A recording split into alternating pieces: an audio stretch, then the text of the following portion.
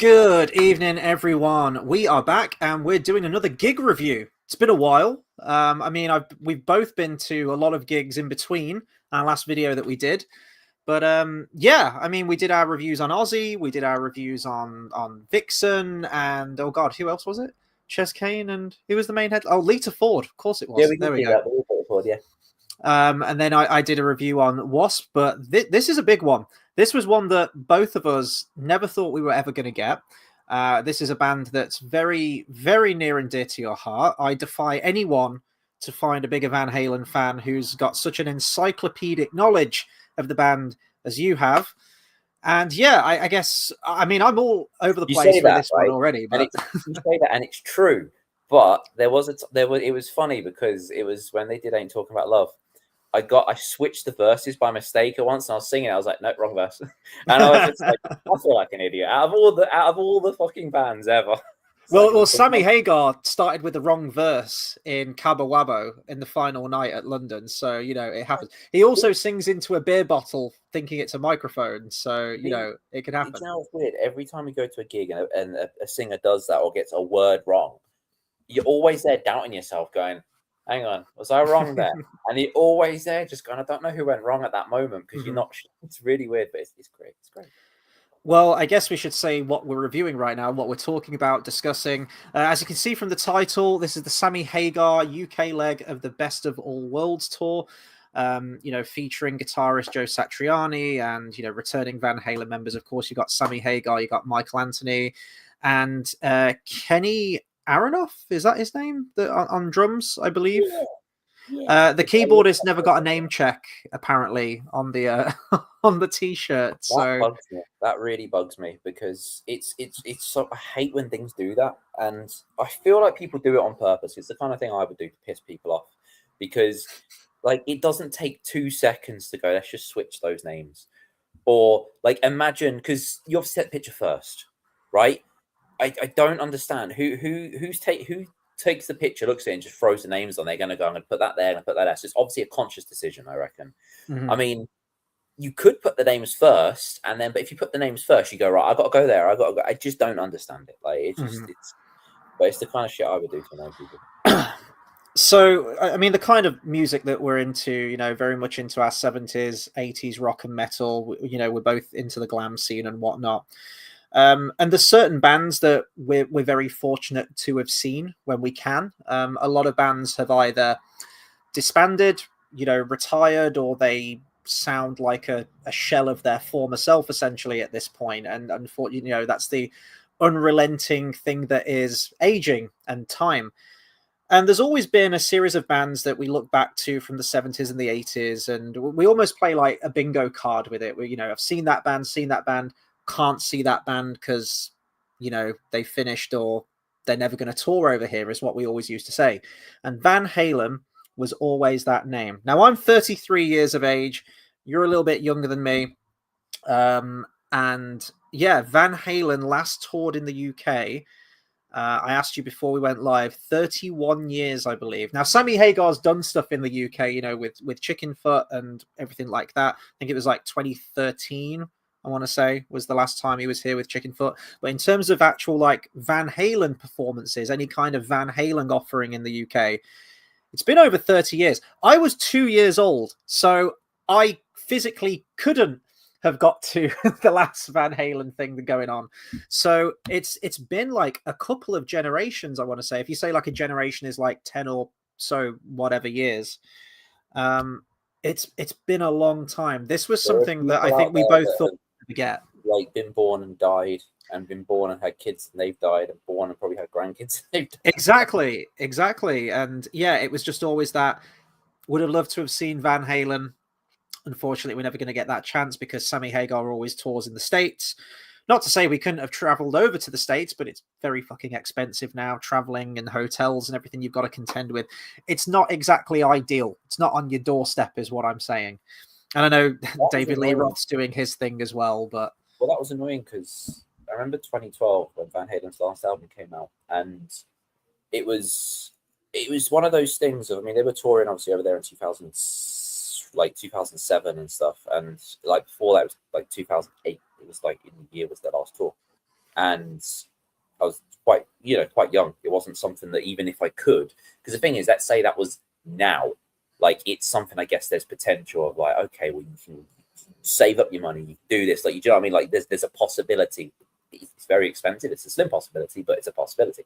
Whereas then it was like I was still a child. I couldn't really do that, even if I wanted to, kind of thing. But 2012, that was annoying because they released their newest album, and you think a band releasing an album, 9 times out, especially a band that big, you're like, right, they're gonna come here anyway. So it was kind of like at some point, and they did one show in Australia, they did 3 shows in Japan, and I thought, well, they're gonna come here. And I mean, they don't always announce that European leg or whatever straight away. So I thought it's gonna happen at some point, and it never did. And that's one of the biggest things I regret not being able to go because I've got family in Australia, and that was 2012. I was like, not 20, 19, 18-ish or something, just below that or whatever. I was like 17 and 18, and it was one of those things. Looking back, should have just been like, right, I'm going to Australia. But obviously, in my mind, I mean, I was younger, still 17, 18, still child money kind of thing. You know what I mean? You've got no money. Probably even worse than child money, because at least when you're 12, you've got child money. Your parents pay for things. When you're 17, 18, it's just like that point is when you experience no money. But anyway, it was got family in Australia. I could have technically just, I don't know, on some level been like, right, just get me there. I will pay you back. I'll do whatever. Anyway, but the point is, like, that's something I regret not being able to do. But I thought at some point they're going to come here anyway. Like they're already touring there, and then it didn't happen. I'm like, if I only knew. Do you know what I mean? Which and then 2015 happened. Then I was their last tour show in the States. So it skipped the whole thing, which is mad. Yeah, absolutely. And the closest we got, like a shred of anything Van Halen adjacent, was I feel like the Joker now. Let's wind the clocks back a year, like where Ozzy's gig is happening, and Sammy Hagar's announced. And originally, Wolfgang Van Halen was also announced, who was going to be performing potentially with him. I know they were doing like a lot of supergroup kind of things, but I mean, come on, you got Sammy, you got him. They probably would have done like at least one Van Halen song together. But Sammy was there, and of course, we wanted to see Black Sabbath and Ozzy, and there was a bunch of Metallica there who I really wanted to see. But that was probably the biggest draw for you. I dare I say, even more so than Ozzy, because you'd already seen Ozzy before. So, well, the thing is, because I mean, when the thing was announced, I remember it was one of those things. I mean, everyone knew as soon as it was announced, but I think it was like announced. And I think you found out about 10 minutes before me, or whatever. Just, sent it to me, and I saw it, and it's before I saw Sammy Hagar's name, it sounded amazing, and I thought, right, this is great. I'd love to go to that, but also it's the one gig. How many Aussie fans are there? Like I was like, oh, that would be amazing, but obviously in my back of my mind, tickets going to be ridiculous. It's going to be hard to get, so it's kind of like that'd be great, but I didn't think it would happen.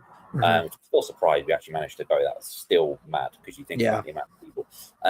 But it was that kind of thing. And I thought, oh, that would be great, But I kind of mentally was like, not going to happen. But then as soon as I saw Sammy Hagar's name, that really, like, because I absolutely love Black Sabbath, the really big want to want to go turned into a, they just have to, though. Like, I'm going to find a way. And that's why it was amazing that we actually managed to get tickets. That was, I still, to be fair, because I've never sat, at like when you sit there at 10 a.m. or whatever, and you just like number one in the queue or whatever. I've never sat there for tickets like that before ever in my life, which is good that I'm a fan of music that isn't like the most popular in the world, because I've never had to do that, and I can understand how stressful it would be for people. But the weird thing is, it wasn't really that stressful then because I'd never done it, and it was like your number. I don't know. I think I was 2,000 or something in the queue. Like, to me, that's not a huge number compared to what it was. But to me at the time, I was like, that's fucking loads. Like, you know what I mean? But compared to what it could have been, like, people were like number 5 million or whatever, and they're just gone. But yeah, either way, I'd never experienced that kind of thing before. Did it, got it, and it was just, but that want turned into a need. I was like, this needs to happen. Going to happen. It's a difference now. Yeah, and I mean, we got it. So Sammy was there. Wolfgang dropped out, so we didn't really get any Van Halen content. Sammy did 2 songs. He did an Aussie cover, and he did Rock Candy, which was one of the first songs that it might have even been the first song, actually, I think, that Sammy ever Well, wrote. I think it was the second one. I think he did Flying High again and then Rock Candy. That's it. And that was your lot. That was it. We got 2 songs, and we kept almost trying to like talk ourselves into it. Like, well, it wasn't Van Halen, but we saw Sammy, so we saw something Close, Van whatever. Halen Yeah. adjacent, right? Like we saw Sammy, so therefore in the back of our minds we can secretly like convince ourselves and lie to ourselves that we actually did see some kind of Van Halen thing. And that was that. We never thought we'd ever get him again. Like the only reason he came over to the UK was because he was part of this, big farewell tour, final show of, Ozzy and Black Sabbath, and he'd be on his merry way back to the United States, doing his little residences at, at Vegas and things, and that'd be it. Well, then all of a sudden, one fateful evening, I went onto Facebook, when you get like, new gigs that are coming up, and it said Sammy Hagar UK tour. And I think I almost like broke the space-time continuum with how quickly I shared the link with you. And this is a really annoying thing, right? Because you're like online all the time, like me. And like when I message you, more or less, I don't have to wait long for a response. But when I really, really need to message you with something, it's like you're busy and you're doing stuff. And I was like, no, he can't be busy for this. So I was That like, was I the am weird just, thing because, yeah, yeah, because the thing is, it's like, and I always say this, like, because obviously you've always got your phone near you at some point, even if you're at yeah, work, like it's just Saturday, so you'll see it ping up and you'll see whatever. But this was a time when, I mean, I don't do social media much really anyway, but this was a time that I just didn't have social media at all for some reason. Like it was just, it was such a weird coincidence at the time that I just deleted social media maybe like a week before. I just thought I just didn't want it anymore. I have a little bit now because of like the book thing and stuff. Anyway, yeah. that.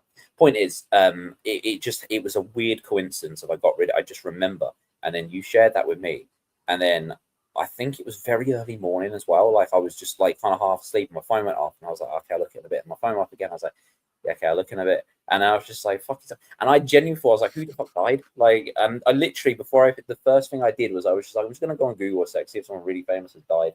And then I was like, no one's dead. Okay. And then I saw that and I was like, do you know what? The one time I don't have social media. Yeah. And I think I'm going to keep sending like, dude. I'm just going to keep sending that until you eventually look at your phone. And thankfully you did. And there we go. So initially was a very different looking tour. This was going to be an arena tour all across the UK. You were going to have shows at Glasgow, Leeds, Manchester, London, Birmingham. I think it was those 5 There was no locations. Glasgow. I did look. It was Oh, literally wasn't there? 4. Oh, There okay. was 4, yeah. It was Okay. Leeds, Manchester, Birmingham, and London. That's it. And support acts, you were going to have support bands Jailer, and you were going to have Joan Jett. And I was like, hey, I want to see Joan Jett. I've seen Lita Ford. It would be a nice thing to see Joan Jett while we're there as well. My tickets complete. I don't have much luck with buying tickets because either my O2 priorities against me or the internet shits itself or something. I've never dropped on with tickets. But anyway, you managed to get through and you snagged 2 tickets for the it was the Birmingham London. show, No, wasn't it? we Oh, went was to it London. Yeah, it the was London. London? Yeah. That was it. I feel like, yeah. And then very close to the date, this was like a month and a half, maybe 2 months before the show was meant to actually take place. You messaged me saying that they've all been cancelled. It's coming up on the Facebook event pages that everything's been cancelled, and we were like, no. We need to go to these shows. Why are they cancelled? We were this close. Anyway, what happened was, although he didn't publicly say this, but this is clearly what the case was, is that Sammy Hagar definitely overestimated how many tickets he thought he would be selling in the UK. So these arenas, I think, usually typically have maybe like 12,500 capacity, somewhere thereabouts, maybe 15,000.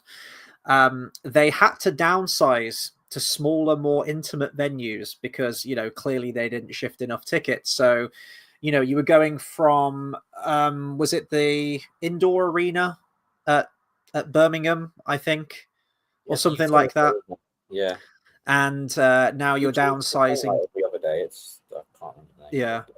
And now you're downsizing to the Wolverhampton Civic Hall. All right, venue, but like capacity of what? 3.5, maybe 5,000 people, something like that. So big drop.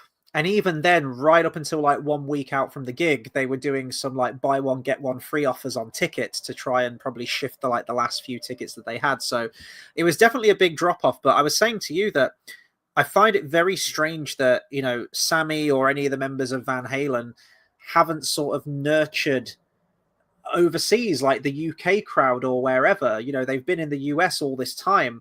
30 years goes over 30 years have gone by, and you're not sort of like touching base with your fans in the UK.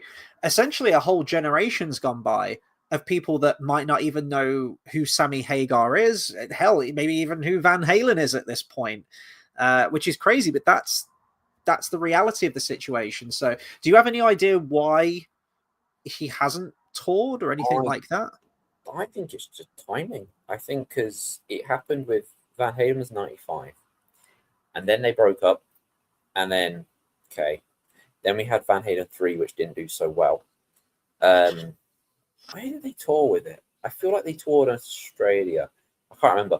But yeah, they kind of did that. Then they did the reunion tour, which obviously just the States, which I guess kind of makes sense because that's just like do you know what I mean? But yeah, I don't understand that. For instance, when it got to like Different Kind of Truth, I don't know why they didn't tour here. That was a strange thing. I know I don't feel like they've been big on travel like Eddie and Alex. I don't think, but still, it just seems like you'd release an album and you kind of would at that point of like, right, we're doing this, we're gonna do that. I mean, when they did their 2012 tour, they did so many tour dates in America that they had to cancel half of them because they went, we just booked too many. Like Mm. it was so many that they booked. And I remember that being a big thing where everyone thought, oh shit's gonna hit the fan again. Like it's kind of they booked all these, they're canceling half of them, something bad's gonna happen, and that sort of thing. But yeah, they never because with David Lee Roth, they've still obviously still not. They never the last time they came here with David Lee Roth was 1984. So that's 42 years since Van Halen with David Lee Roth. So it's very very yeah it's very very strange. But I think it's just literally just timing. And then um, Sammy Hagar kind of, I mean, he's not done anything huge, so it's kind of a decline in Mhm. time, I guess. Whereas you've got acts like Guns N' Roses, which sort of their whole thing is they still want to be in, Metallica, and they're still hitting these fans. Whereas I guess Van Halen just sort of just fizzled a little bit. Yeah, But yeah. that's one of the issues. Like even if they did do in like 2019 or whatever, or even if Eddie was still around, they did some big tour now. It wouldn't be the big world tour that Motley Crue Mhm. were doing. You know what I mean? It wouldn't. I don't think it would hit that level because people, like Yeah. you say, don't. They've kind of forgotten about. So the venues get downsized, and it's not even a simple case of tickets getting transferred over because it's different. Them. It's different venues, different ticket companies, and everything. So it was a question of having to rebook. Now, here was the caveat: it's a smaller venue. Joan Jett is now not on the set list. Not on the set list. Sorry, on the roster. She is now doing her own separate gigs and separate UK tour dates. I think a day after all of the Sammy Hagar dates initially. So, and then the tickets cost £20 more than the original price, which was hilarious. So, a lot more Yeah, expensive, smaller venue, and no Joan Jett. So, yeah, that was trying to yeah, recoup some of the costs, I think, of the that smaller was a venue. bit. It was annoying the way it was done. I can understand. It's weird because it would have been great if they transferred. And when anyone that bought tickets did get priority of 2 days, which was good. And I think I said this on Aussie, that would have been good if you got 24 hours. Anyone that had tickets to maybe just the last ever show. Um, but I don't. That's still quite a lot of people, so I don't know if it would have. Anyway, but the point is, we did get tickets. Like we got a 2 day priority thing, which was good. So there was that. Which we also got. It was really weird. So we had, now I can't remember because we got a 10% off the merch as well. And do you know what? I don't remember how that was handled because so we waited to get t-shirts at the last gig. Waited for two reasons. One, because it was technically a seated gig and I didn't want to be carrying a t-shirt whilst we stood. It was very hot. Like, because if it's winter, you can kind of wear two t-shirts. I know in a gig it's hot, but you can kind of, anyway. I thought, it'd be easier. Um, and the last gig, I remember like t-shirts, like what was it, 40 quid or something. Yeah, 40 quid for a t. I mean, that's just the going rate for t-shirts now at a gig. Yeah, 40 quid. it was something like that. But I remember at the Manchester show, it said 10% off, but I can't remember what the prices were because I said I didn't get t-shirts. I just saw that sign. And I remember asking them at the London show, I just said, is there a 10% off? And they said, oh, yeah, everyone gets 10% off, which is weird because it's supposed to be. Anyway, they're like, yeah, everyone gets 10% off. Realistically, they're £45, but we've lowered them to 40, which I was like, I feel like that's a bit of bullshit because you had Yeah. signs saying you get 10% off in Mm-hmm. Manchester. And I was I don't know, it was just weird. But I mean, 10% so what? It's going to be like 5 quid anyway. But still, I was like, excuse me, I feel like I get money off it. Yeah, I think she just couldn't be bothered to do like work out the deduction or things like that. They were just trying to shift more, make more money. We still bought them though, didn't we? So it didn't stop us. You know, we still both bought a shirt. Anyway, so we booked for London, so we knew we were at that final show. And then we kind of had a chat and we were like, well, this is the last time. Well, it feels like it's going to be the first and last time that we're ever going to get to see something Van Halen related, probably in our lifetimes. I mean, not to get too morbid or anything. Sammy Hagar 78. I will say though, for 78, the dude looks fucking outstanding. Like he has definitely taken care of himself. Whatever he's doing, it's working. You know, his voice is still strong. And yeah, imagine doing that at 78. It's just absolutely incredible. But we both said like it'd be nice to go to the Wolverhampton one as well. It's relatively close to home, somewhat, and you know we get to see two of the well. There's 5 shows. There was a Wolverhampton show, Manchester, and then 3 dates in London. Now we had that last London show. I was like, it'd be nice to do 2, so we'll do the Wolverhampton one as well. And in a weird way, we were like, if anything bad happens, Yeah, we've got to that first gig exactly. Yeah. So yeah, because we had originally just London booked. mm-hmm. I was always going to Manchester as well because my other mate was going. That's he lives right. in Manchester, so I was always going to go to 2. And then when we said about doubling up, I was like, yeah, like I was thought, yeah, sure, like that. Let's go for that. That's a good idea. Because the thing is, I've never gone to more than 1 gig on any tour. Don't think. I'm trying to think hard, but I don't know. I never have. So yeah, I've never gone to more than 1 gig on 1 tour. So, but I always said like if Van Halen actually came here, I'd probably end up going to like 2 or 3 or something. I was much younger, so I just thought I'd probably have to afford 2 or whatever. I guess if they came now, like if it was a thing still, even if this didn't happen, I'd be like, I just from the beginning go, I'm just going to as many as I can. But yeah, like this, we had, so I had 2 booked, and then we went, let's do that, and I was like, well, I've got 1 in every city. That's really cool. And I tried to convince myself 3 was the magic number because I thought, because 5 gets quite expensive of going to London that many times and buying another ticket and all that. And I tried to convince myself saying, 3's the magic number. Three's fine. You want to go to 3 because at the end, and I still agree 3 would be the magic number doing it. And we were talking also about that it might get a little. I know they're your favorite band and it's an incredible experience, but by that second London show, seeing them that close, it might get a little bit oversaturated. The last show might not have as big an impact. That's the thing, and I kept saying that to myself as well. And just being like, because the thing is, how they're going to change around the set list, but how much difference we're going to get by that point. The first show, great, amazing, and you're going to get to do it again tomorrow. Still got the hype, brilliant. And then you have like I think 4 or 5 days it was.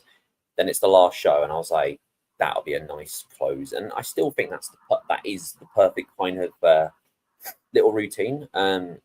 However, I had the first 2. And then I think there was a day's break, and then there was the first London show. And I remember I was sat there, and it was the first London show, and I was just sitting there, I was just listening to Van Halen. I was like, technically, I could go again. And it was really weird because we had our Pixar thing that was actually meant to be on the Thursday that week anyway, which was the date of the show. And I think you messaged me, oh, can we do it Friday? I was like, yeah. And there was a little voice in my head being like, technically you're not even doing that this evening. I'm like, yeah, I know. And I was like, yeah, but it's quite far. Like it's a good 2-hour drive, whatever it is. And I was like, I still get to go one more time. And that I get to go one more time, slowly turn into you only get to go one more time. I'm like, yeah, I know, I only get to go. And then it was just all these things. And I was like, I'll have a look. I'll just see if there's any tickets. There's probably not. And I went, they're actually not that bad price because for some reason they actually weren't. Like there was quite good sort of prices on them. And I was like, that's actually true. And then I said to myself, I was just like, thing is, we had like very, very front row at the last gig, and we were right at the front in Wolverhampton. Front center as well, weren't we, for London? And Like, yeah, it was yeah, good. I said to myself, and I was just like, even if I had the worst seats ever, it's like, does it even matter? Because I'm getting the best right at the end. So even by that point, it's not a big deal. So all these things just kept going. And I remember it was like, and I looked at the clock, and I was like, well, technically, if I left now, I'll get there at this time. And I was like, I can't leave any later, can I? And I just started like before I know it, I was like putting on sunscreen because I was just like, well, in the car I'll get sunburn. I was like, I feel like I literally just making a point of I'm going at this point. Yeah. And I sat in my car and I was like, apparently I'm going. And then I just ended up there on the first night. And then you were just like, well, technically you have to do them all now. So oh, yeah, kind of. Can't do 4 out of 5, can I? Well, that's it. And throughout the nights, there was a lot of people there. I was really surprised that were saying that they were doing multiple nights. We were chatting to a guy after the first Wolverhampton show, and he was a massive Van Halen fan, and he says like, "Oh, I've got four shows booked." And this was before you'd made that decision actually to go to the other 2 London shows as well. Yeah, but when all was said and done, you've done 5 out of 5. You've done them all, and I maybe there were some other people there that have done all 5. We were hearing a lot of, "Oh, I've done 2 shows." I Like tried that was asking like people. me. No one else had. No one else had 5. I Yeah, asked. that guy said he'd done 4, but you were the only person, well, that we were aware of anyway, that's done all Yeah, 5. So I yeah, I'd say I've never done more than one on a tour. But to do all 5, I was like I said, it wasn't planned. It was planned to do the 3.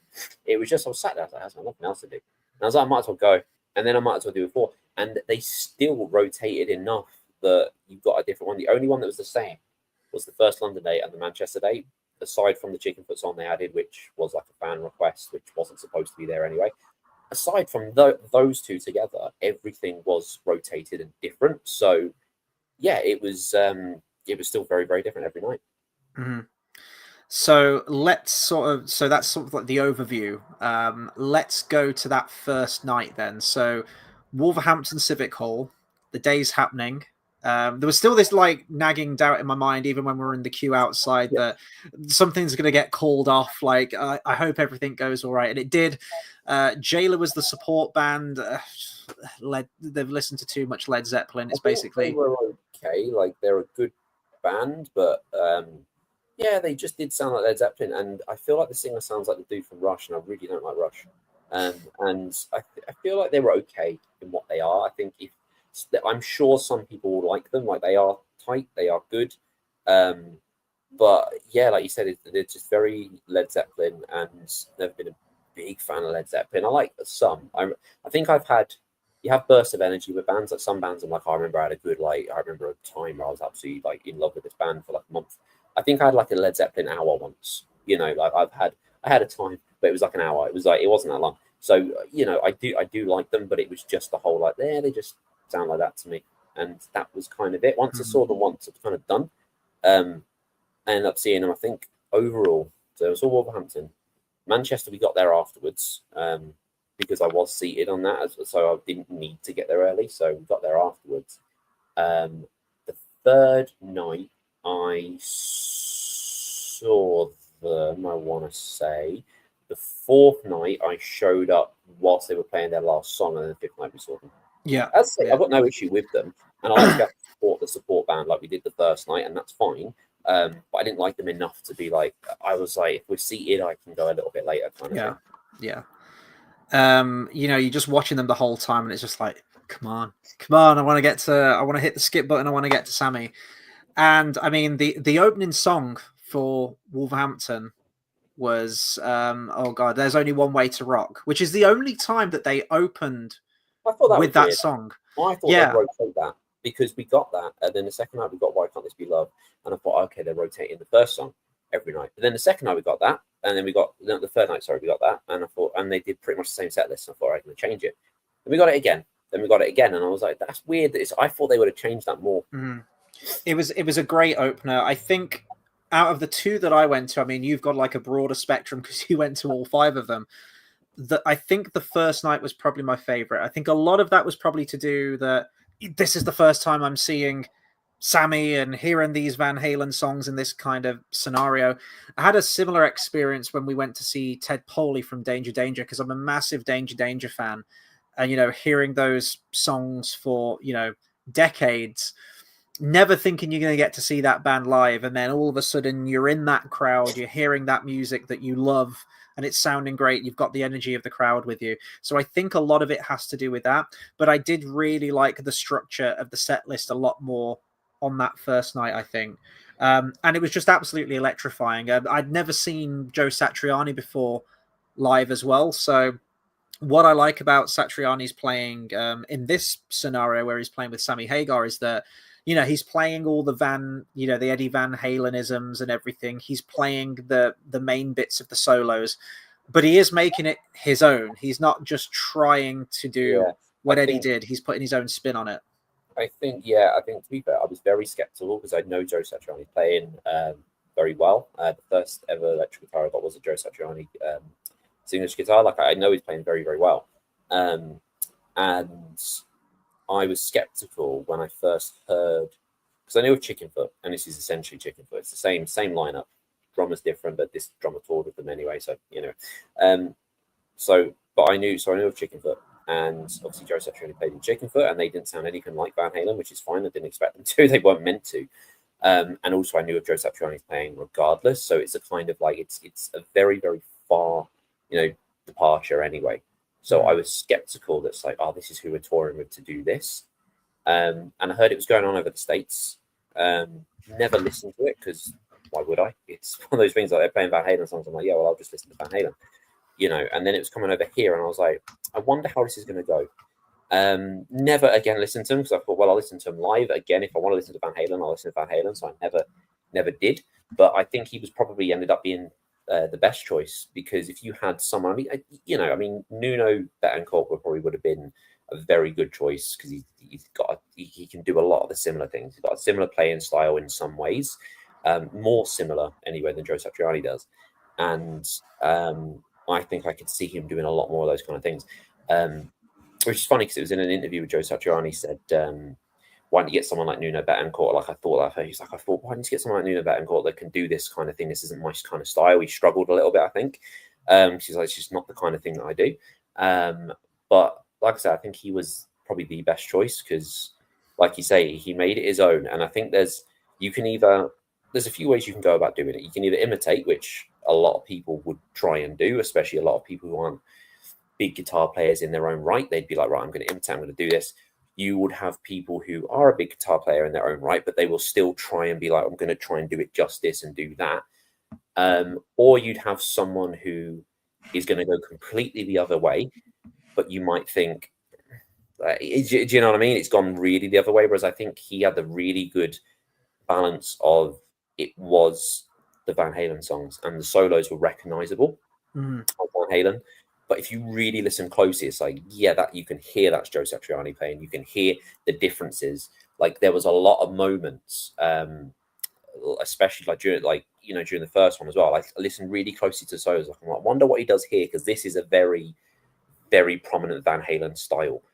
This point in the solo, and you could just hear what he did, and it's like, that sounds really good what he's done, though. It doesn't sound like, yeah, but I do miss the Eddie thing. It's like, no, this actually sounds really, really good the way he's done that. So it makes a lot of sense. Yeah.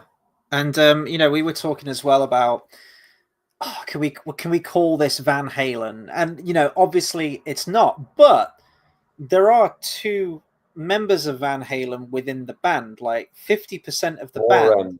It's more Van Halen than Vixen are Vixen. There's that. Exactly. And we were looking at bands that we've seen in the past where, it might just, like Ted Poley, for example, was doing Danger Danger songs.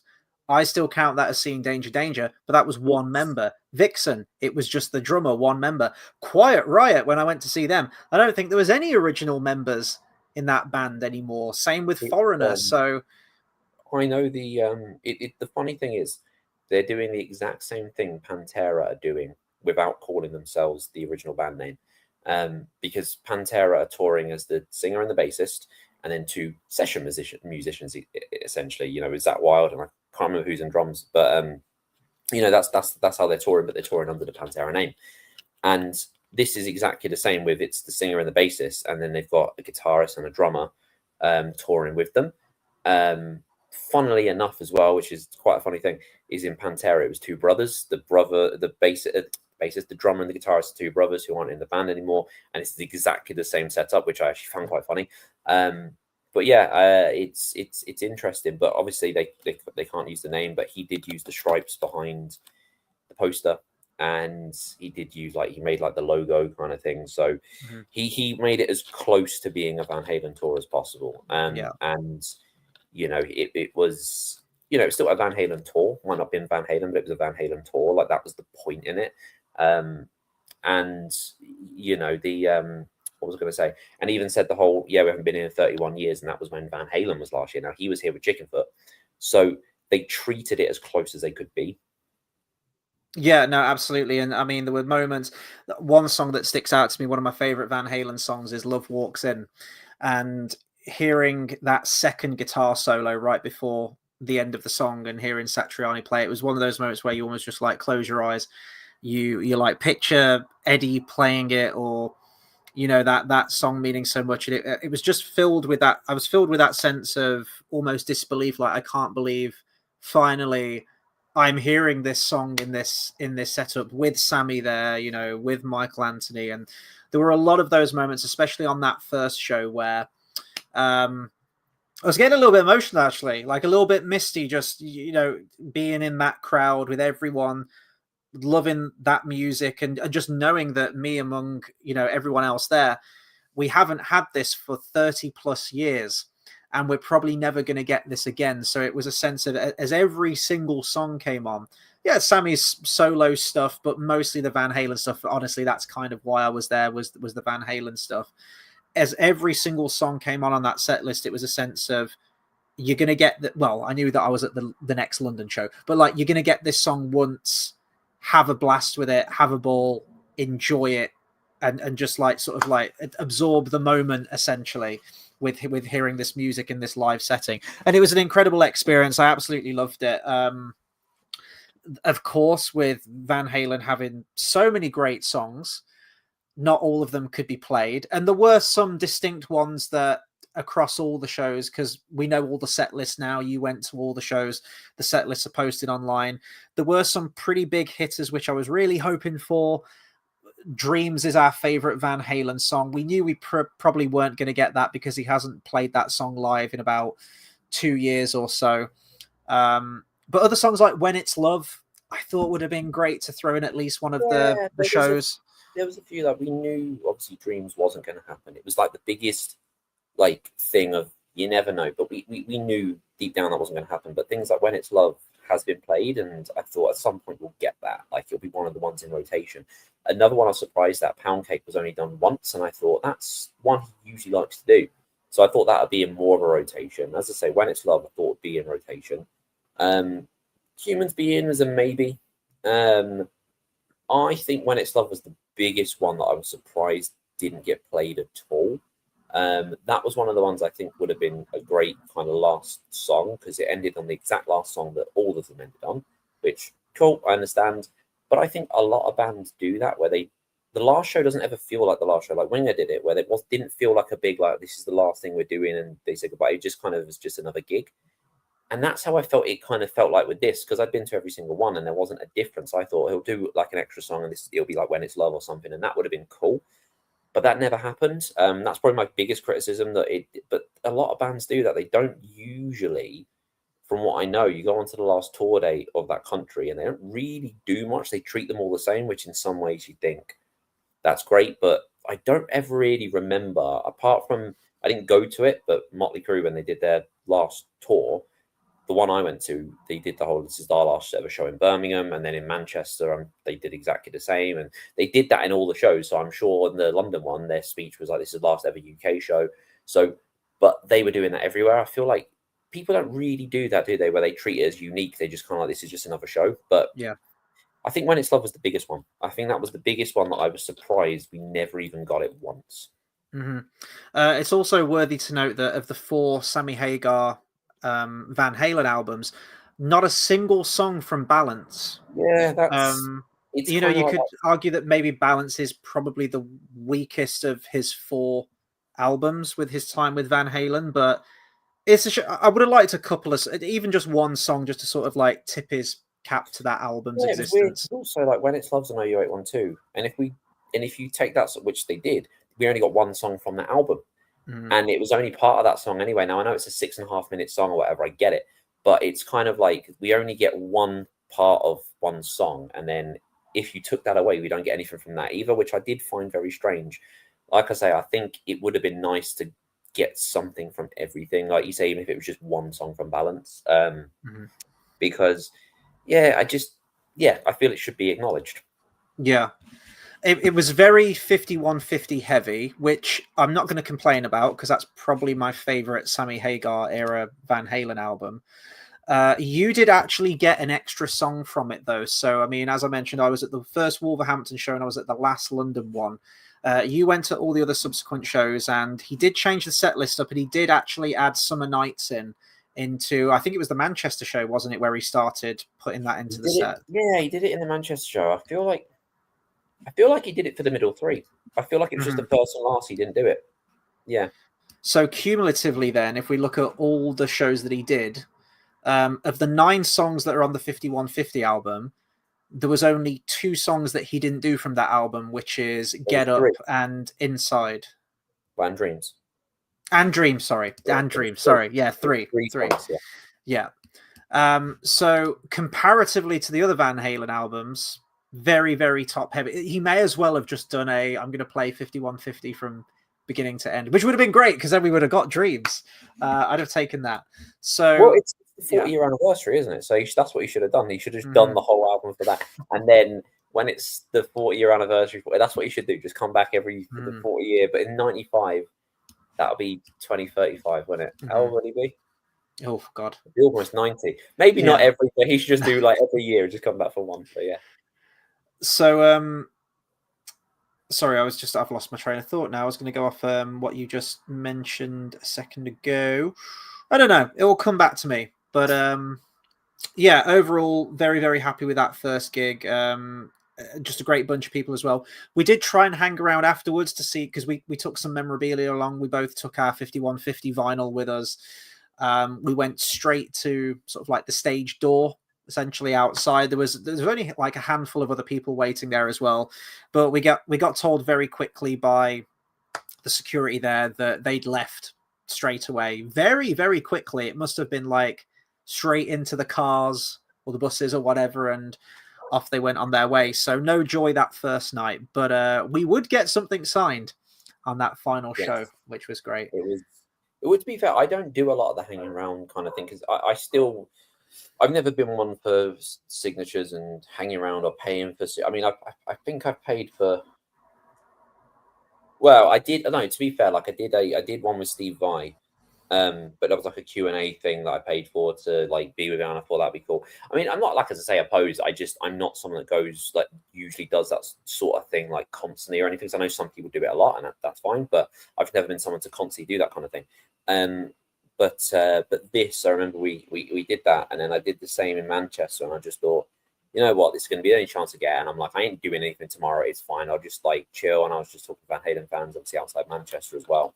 I thought this is because if I never went, I'd come back, I'd see pictures of it. I'd be like, oh, I should have done that, you know. Mm-hmm. Oh, I remember what I was going to say now. You mentioned about the final London show not feeling as spectacular or as final, really. I believe Michael Anthony, as he was doing Ain't Talking About Love on that last night, I believe he did say, like, we'll be back. And it's just like, well, you're just telling us that, aren't you? You've left it 31 years. I'm not going to hold my breath, but I do wonder if they were genuinely taken aback at because it was great energy from everyone. Like, everyone was singing along, everyone knew every word, people were seeing multiple shows, the audience was still there. So I do wonder if maybe they think that, yeah. I can't see any reason for him to come back. I mean, I'd like it, but I can't see any reason because you've got to think how much it costs. And you've got to think of the whole, you know, he's getting a lot older. To me, I can't see any full reason that if it was me and I was in that situation, because obviously you're getting a lot older, and this, even if you still do a lot of that touring, I know stamina wears down a little bit. And with as much as it's a great reception, you got to think about how many. I mean, the difference with Rolling Stones is always going to be stadiums. They might still be doing their thing, whatever. Um, but with this, you've got to think how much it costs. I mean, I don't know. I'm not involved in that exactly, but if it was me, I'd probably be looking at it and going, you know what, it was nice, but it's nice to do that while we can. I don't want to be someone that comes back in 2 years. I can't really do it anymore, and I'm just doing a David Lee Roth, where I'm just going off for no reason, kind of thing. Um, so I personally don't think they will, because I don't see any reason they would have to come back, because it's kind of like, well, we did it now. But and also the fact that initially, like, he had his heart set on arenas, selling out arenas yeah, in his mind. All the money that you would have got, you would have got 4 times the amount of money than he did get. They boosted the ticket prices afterwards when they went to the smaller venues, probably to try and claw back some shred of money of what they initially thought they were going to make. But yeah, coming over here with the intention of playing four arenas with at least a capacity of between 12,000 and 15, only to be like, oh yeah, we've got to downsize that to a quarter of what we expected. Financially, of how much it costs to, and we've heard this from loads of bands, like Winger mentioned this, Ted Poley mentioned this, of the increasing rates and the financial struggle it is for people, international people, to fly to the UK and perform there.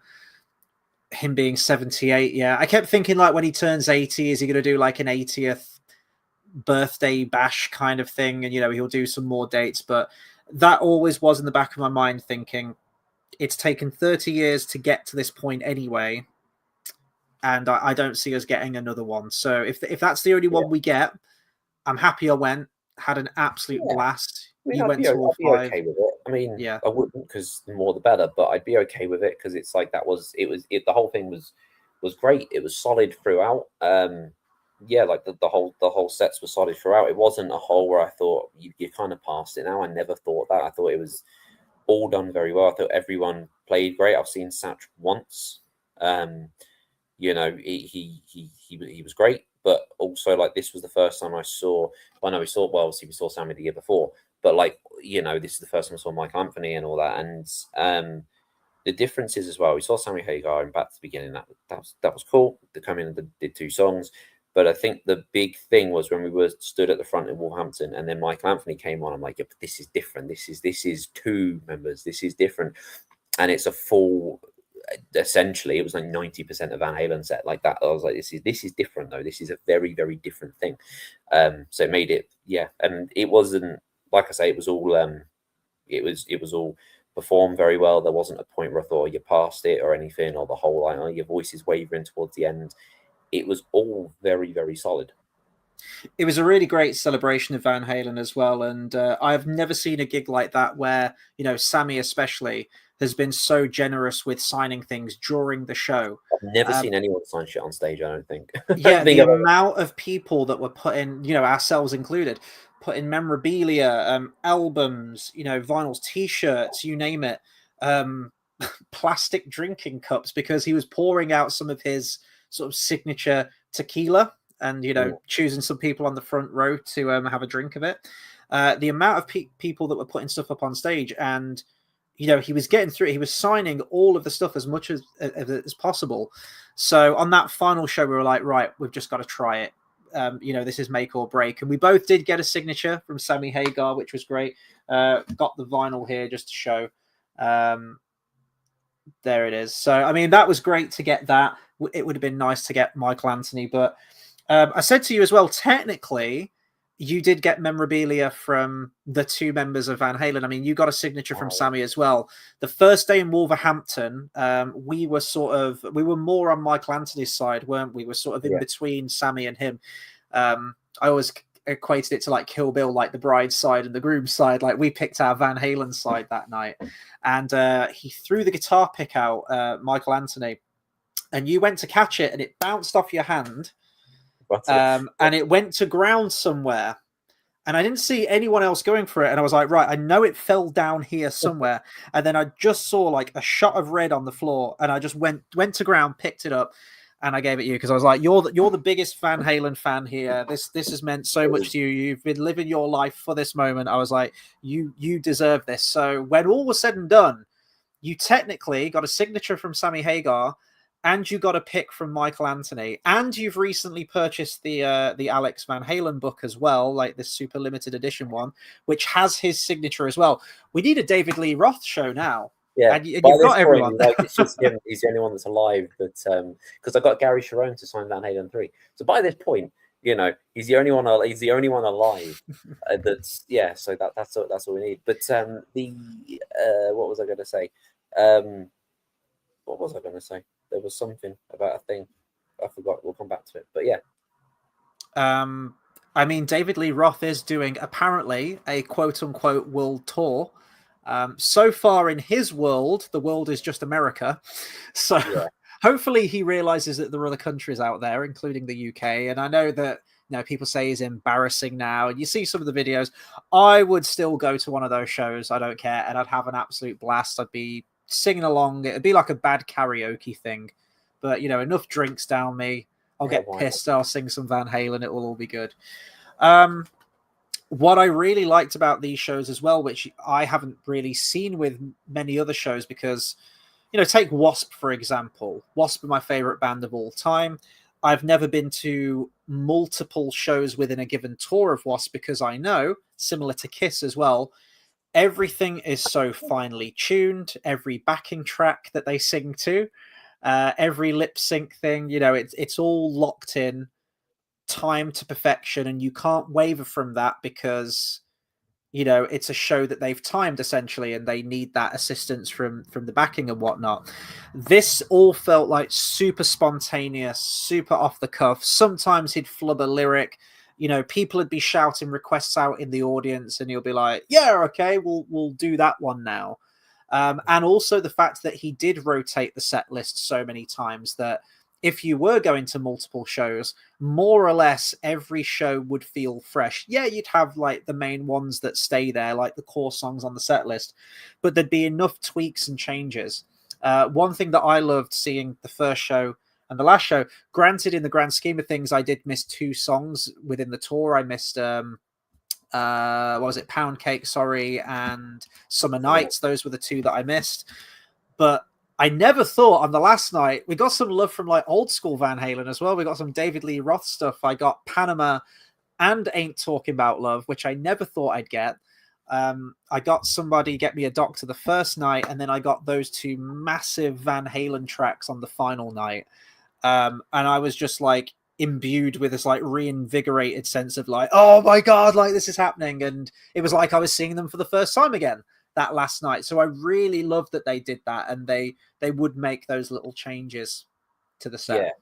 Yeah, it was good. We got, as I say, those those different changes throughout, because it made it fresh, and it made going to all of them fresh as well. One thing I don't regret, but like obviously people were just like, oh, we want to play this, so he was like, okay, we'll get that, and he did change things because what people were saying. And I did, part of me think at the last show, I was just bring a banner and say, play like, I was like, think like a realistic one. I'd be like, play When It's Love. You guys have rehearsed that as a band. You know it, like, do you know what I mean? Or Humans Being, or something I really wanted. But I'm not very that kind of person to do that kind of thing. And if I brought a banner and then he didn't, I feel really stupid holding it up. Like, I'm just not that kind of person to do that kind of thing. Anyway, so, but part of me is just like, if I did, I wonder if he would have been like, yeah, we'll do it. I was like, that would have been so cool. But yeah, he did do a lot, because I think it was the first London night. It was where he played Chicken Foot, and he wasn't gonna. And then someone asked for it. And he was like, okay, well, we'll play that tonight if you want. We were going to play it tomorrow, but fine. And then he didn't play it the next day. So I was like, okay. Imagine being there. And imagine being that, like, well, I'm going to tomorrow, and that's the one you were really looking out for. He's, he said he'll play it tomorrow. It's like, he didn't, because someone asked for it. That would be so annoying. One thing from my experience that I've seen, and I've been to a lot of gigs recently, it's like a string of like 5 of them I had booked. I have found now that most people don't tend to mingle in crowds or talk, other fans talking amongst themselves. Everyone feels very, within their clique, whether they're with their friendship group or whatever. People just tend to sort of like keep to their own. Not with this gig. this was great. Like, so many people were conversational, whether you were waiting at stage door afterwards, whether you were just sat down in your chair waiting for the show to start. I mean, we sort of like had like little pockets of conversations with so many Van Halen fans, you know, sharing their favorite songs, all the shows they've been to, whether they've seen them before. It was such a great atmosphere. It really was like a celebration of Yeah, Sammy Hagar and the music. I met a dude in the Manchester one. He came over from America, which at first I was like, he was like, "Oh, I came to see the shows." I'm like, "Why? He's over there 24/7." What? Anyway, but he had friends over here and stuff. And we were chatting, and I think there was one point I moved. I went because we were just chatting, and I had a because this is one of the whole. Like, we went afterwards, and I had a pen with me. And he was just like, "Dude, you got a pen?" Because he had like a tattoo, and he was just like, "Can I borrow your pen if he does come out and he can sign this, whatever?" Um, and we were chatting, and then I moved and went somewhere else, and then I came back over, and he was like, I was almost literally going to shout you and be like, "Come back," because if that happened and you disappeared, you'd hate it. And but the point is, like, we had that kind of conversation, and we could, whereas that's very rare at gigs these days. I think it's a lot as well. I mean, he was. I don't know how old he was because he said he saw Van Halen in the 80s, and that was when he was at college. But he didn't look old enough for that, so I don't know how old he was. But I do think it's also a generational thing. I think a lot of younger people, it doesn't really happen as much because Mm-hmm. at the second London show, I saw a couple of younger people, and I was surprised, and I thought these are the youngest people I've seen here. Um, and they were the ones that kept themselves. It's like Wolverhampton as well. We saw there was a few younger people behind us, to be fair, a little bit younger than us. I'd say they were maybe like 18 or something. I don't know. And they again kind of kept themselves, and I feel like it is a generational thing. The fact they were more older people, they just chatted more. I don't know, but the guy who said he went to like 4 shows, he was maybe our age, something like that. So, but I do think it's a generational thing at Mm-hmm. gigs. Like we don't get it a lot, but here a lot of people are older and they just spoke more. It was really fun. Like the first night, you were wearing your "Give me Van Halen" or "Give me Head" vest top, and after the show, the guy was like, "Dude, I need to take a picture of that because that's like the best shirt that I've seen all night." So it was a really good atmosphere. And what I really liked as well on the final show at London, as I mentioned, you really dropped on lucky with the seats that we got. Quite literally, we were Yeah, front center, like the center it two. was. As much as they were great, and it was, they were the best. It was just a weird thing that there was like a cinema kind of rope, like the kind of whatever it is, and there was no barrier. And then everyone stood up. It was like, "Oh, you guys have got us." It was such a weird. It felt very restrictive. Yeah, It was a yeah, weird thing. And I said to him, I was like, "Oh, you need like a metal bar." And then the woman was like, "Oh no, we don't need, we don't need one. This works. We actually prefer it." I'm like, "This is terrible." It was the yeah, weirdest thing. yeah. That's the one thing I would have changed about. Like, it did feel very restrictive because we all moved forward a bit, and then during the set, and then she told everyone to move back a little bit, and it was just a bit like you feel like you'd have a bar that you could just kind of push onto, but you just didn't, and it was very strange. I do think maybe to not have that restrictive feeling, if you were second row, maybe that would have been better. Because we were kind of like second row for Yeah, Wolverhampton in the standing crowd, weren't we? But at least you can say for a Van Halen gig, a Van Halen adjacent, you were front row. But what that did lead to was, and I didn't get the guy's name, but he was working for, yeah, what would you say, not like the social media side of things, like he was taking pictures, he was yeah. doing That interviews with people. Yeah, that was interesting because each when you guys are at the front, that was really interesting. Yeah, he was like, "You guys are at the front. You guys are the perfect people to talk to." And they just started asking me stuff about Van Halen and like just filming it, and I was just like, "Oh, okay, cool. I guess this is Yeah, he happening." handed you like a little microphone, didn't he? And so, Yeah, so initially it looked like he was coming up to me, and I was like, "This is the man you need to talk to right here," because this is the biggest Van Halen fan. And then, yeah, he was asking you questions like, "Have you been to any of the other shows before? What are you most looking forward to? If you could ask Sammy anything, what would it be?" I don't know if that's been posted anywhere. I don't know if it's still in the That's process the of thing. I being don't know edited. what that would have been for. Yeah. It's genuinely. I was like, is this going to be something he shows him? Is this going to be like? I was like, I don't know. And it was really, really, it was really strange. Like if we never see the light of day of something, because I wondered like maybe he's going to put together like a I don't know 3 song kind of thing or whatever they do, Hmm. and put it on YouTube, and that's just going to be in woven in somewhere. But it'd be weird if that never sees the light of day. So we're like, what was the purpose of this? Where did it go? Who saw this? Like, I don't. Yeah, it was. But yeah, he asked a lot of questions. I stood there. I sat there talking to him for quite a while, to be fair. To a point where I was just sat there, just thinking, should I shut up now? I don't know, because he was asking me about Van Halen, and I was like, I just can talk about this all night. He was loving it though. Like his face was just, you could clearly tell he was a fan as well, and he was enjoying hearing everything. So I don't know. We're gonna have to look out for that if you're part of some kind of like, maybe you're gonna be like Instagram famous or something, Dale. You're gonna be on some kind of like Van Halen Instagram page or TikTok or whatever. But that'll be fun. and he was sort of walking up and down the front row with the camera, wasn't he? Like, during Ain't Talking About Love and Panama, getting all of our reactions. So I'm probably looking cringy as fuck on there, like singing along to it. But it's funny, yeah, because Sammy Hagar posted a live video in London of the last song, but I can't remember if it was the last show or not. And I watched it and I went, oh, yeah, I was there. And then it ended. I went, hang on, was it last show? And I was like, it doesn't matter. I was still there either way. So. Yeah. I did want to ask you this as well. So you've technically seen Sammy Hagar / Van Halen. I'm still going to call it Van Halen. 5 times now. Has that taken the first place of a band that you've seen the most? Still take the first place. It's second place. Really? Reckless Love is 7. It's it's second place, which is annoying because it's the thing is Reckless Love, obviously they're much younger and they toured here more. So like I say, they can be beaten, but I don't think by someone who's very rarely going to tour here, that's why it's annoying. It's I went to every single one, they still not yeah, we've got a comment from Carl. Carl says, people are strange at gigs now. They seem to talk through the performance, and I've seen people checking online for the set list while the band is on. That's insane. Yeah. I mean, we usually, I tend to check a set list before I go there. I never do. I like to be surprised in everything. I never even take photos at gigs. I just kind of had to with this, which I was trying kind of not to. But it was just like there were moments of just like, I just want to capture this. I just want to capture this. So I probably took a couple of photos at every gig. But yeah, I try not to take as many because I like to live in that moment. But I barely take videos. I think I videoed like probably like 5 seconds of little bits. Because I remember I showed you like if it was a new song, it'd be like 5 seconds of like after the song been playing for a minute. I was like, oh, by the way, we got there, and that was kind of it. But yeah, I bet I don't, because I don't like the whole checking your phone and doing that.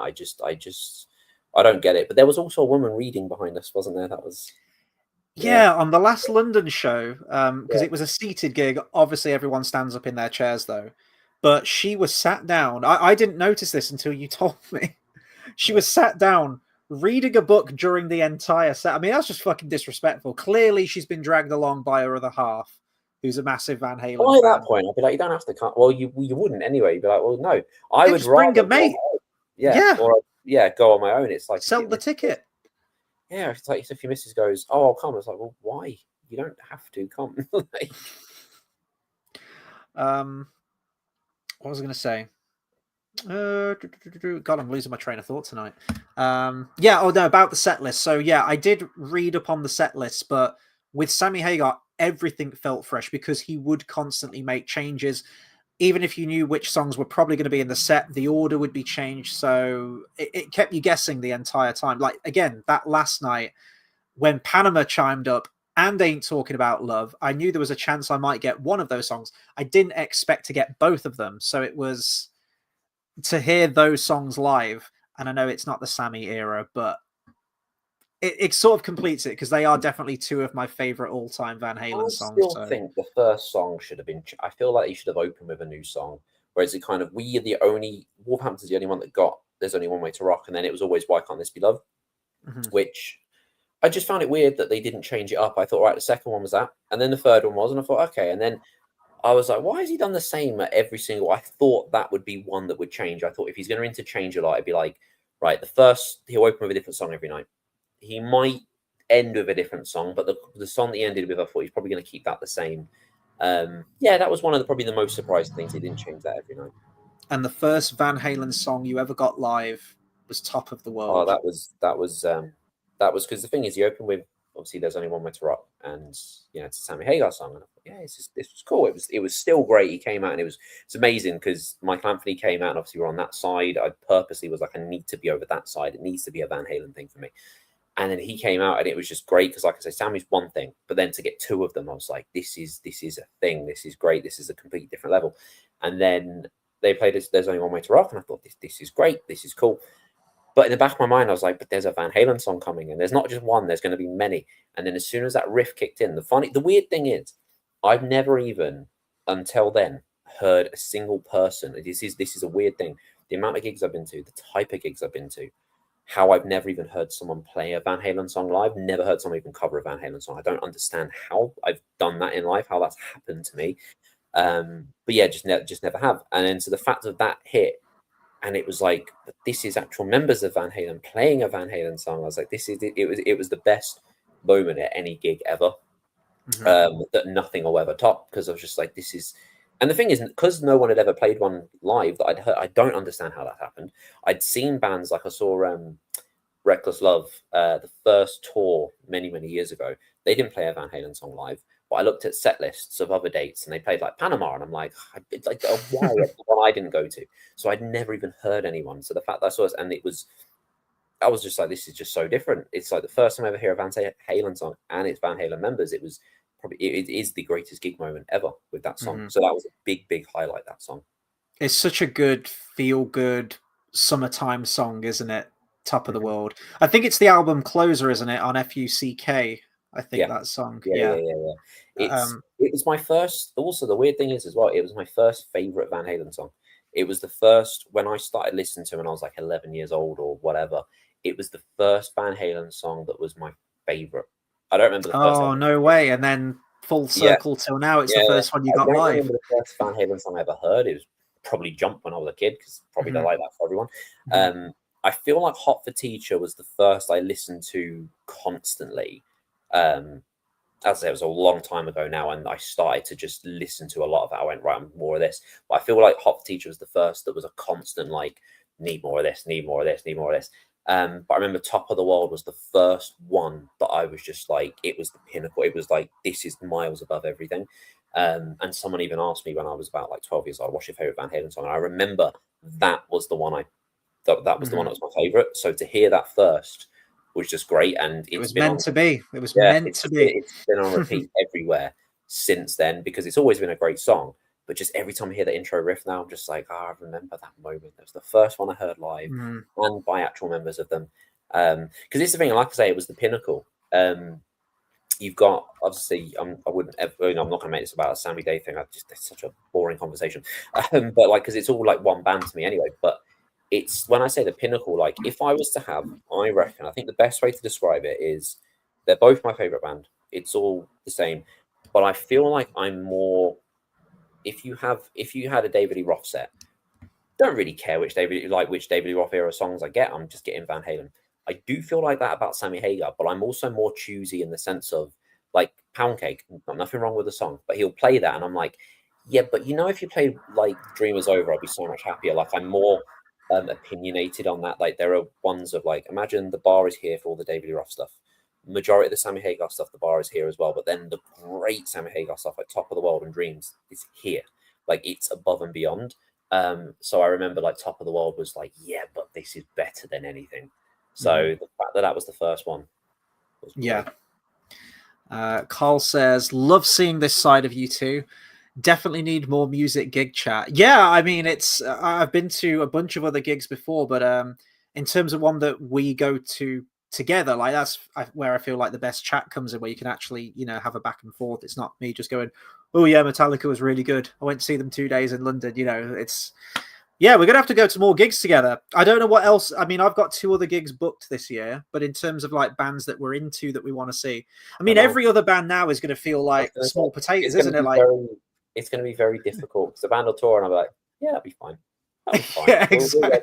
That'd be fine. I said something the other day where I was like, it feels strange not going to a gig tomorrow. Like, and someone was like, I'll find one, and I'm like, as good as it's not going to happen. I'll be there, just like, yay. Like, it's not going to hit the same level. Here's a good question. Carl says, do you both have any bucket list bands you have seen? One of my goals is to see a band in a different country. Oh, sorry. Any bucket list bands you have to see? I've got a few. Well, this was the one.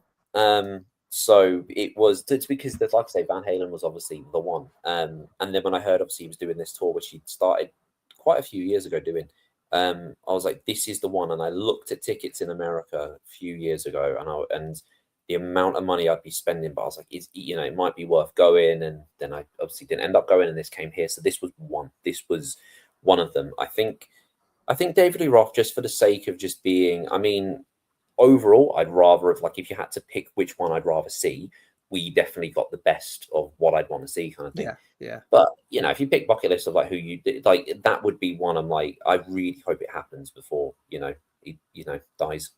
He's gone. Which, to be fair, I wouldn't be surprised if it was the next 5 years. But that'll be a good one to see. I think top of the list for me now, in terms of ones that are realistically still a possibility of touring, I'd love to see Poison live. To hear those songs, Nothing But a Good Time, Cry Tough, Ride the Wind.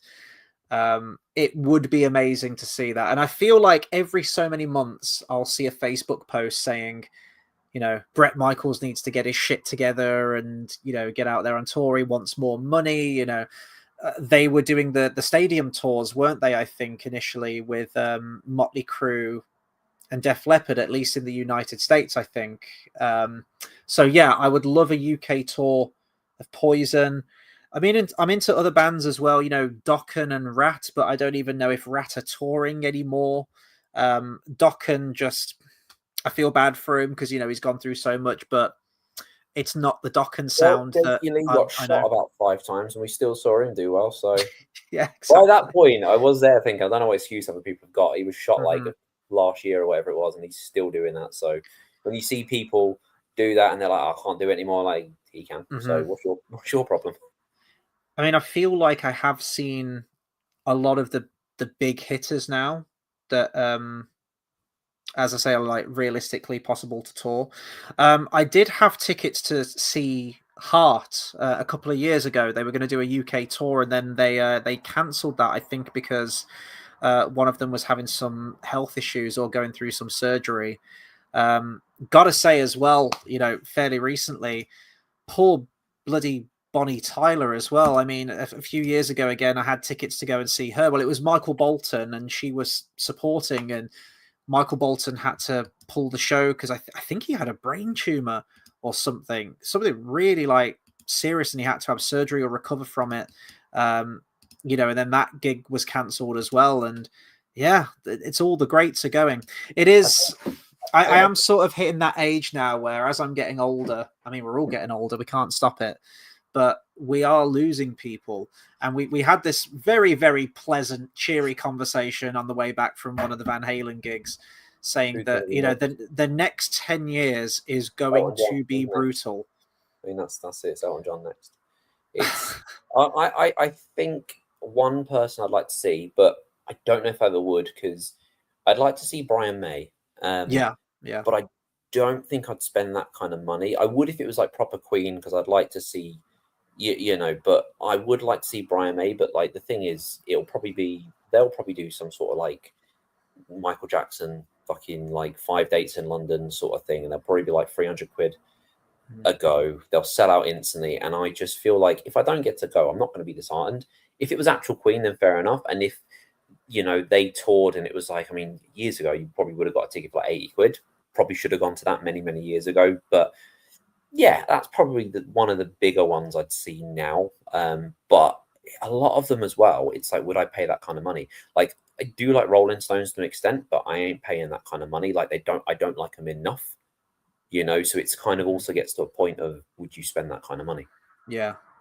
I'd like to see AC/DC as well. I know you've seen them in the past. I was really trying to get tickets to that London one. Was it the Power Up tour that happened? Yeah. It was last year, wasn't it? I think it was now. And I unfortunately, I was just swamped. I was like number 30 odd thousand in the queue. There was no chance I was getting them.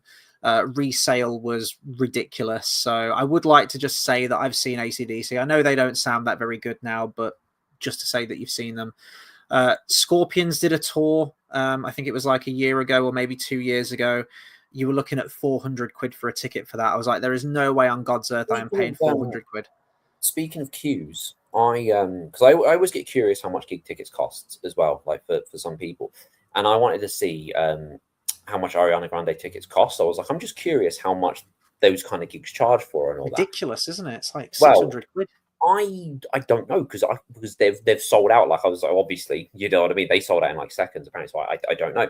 But I was like, I'm gonna have a look like now because you know how like a random ticket will pop up. So I was like, maybe I'll get on there at the right time. It'll say, oh, this is 600. I'm just curious. But she's so popular that you know when you go on at like 9 a.m. there's like you go into a queue of like 20,000 people or whatever. She's that popular that if you go and look at tickets now, you'll still be put into a queue of loads of people. People do it every day. I'm like, Jesus Christ, how popular have you got to be that you still got a queue going like a month before the gig? Like, what the hell? That's That's mad. mental. It's mental.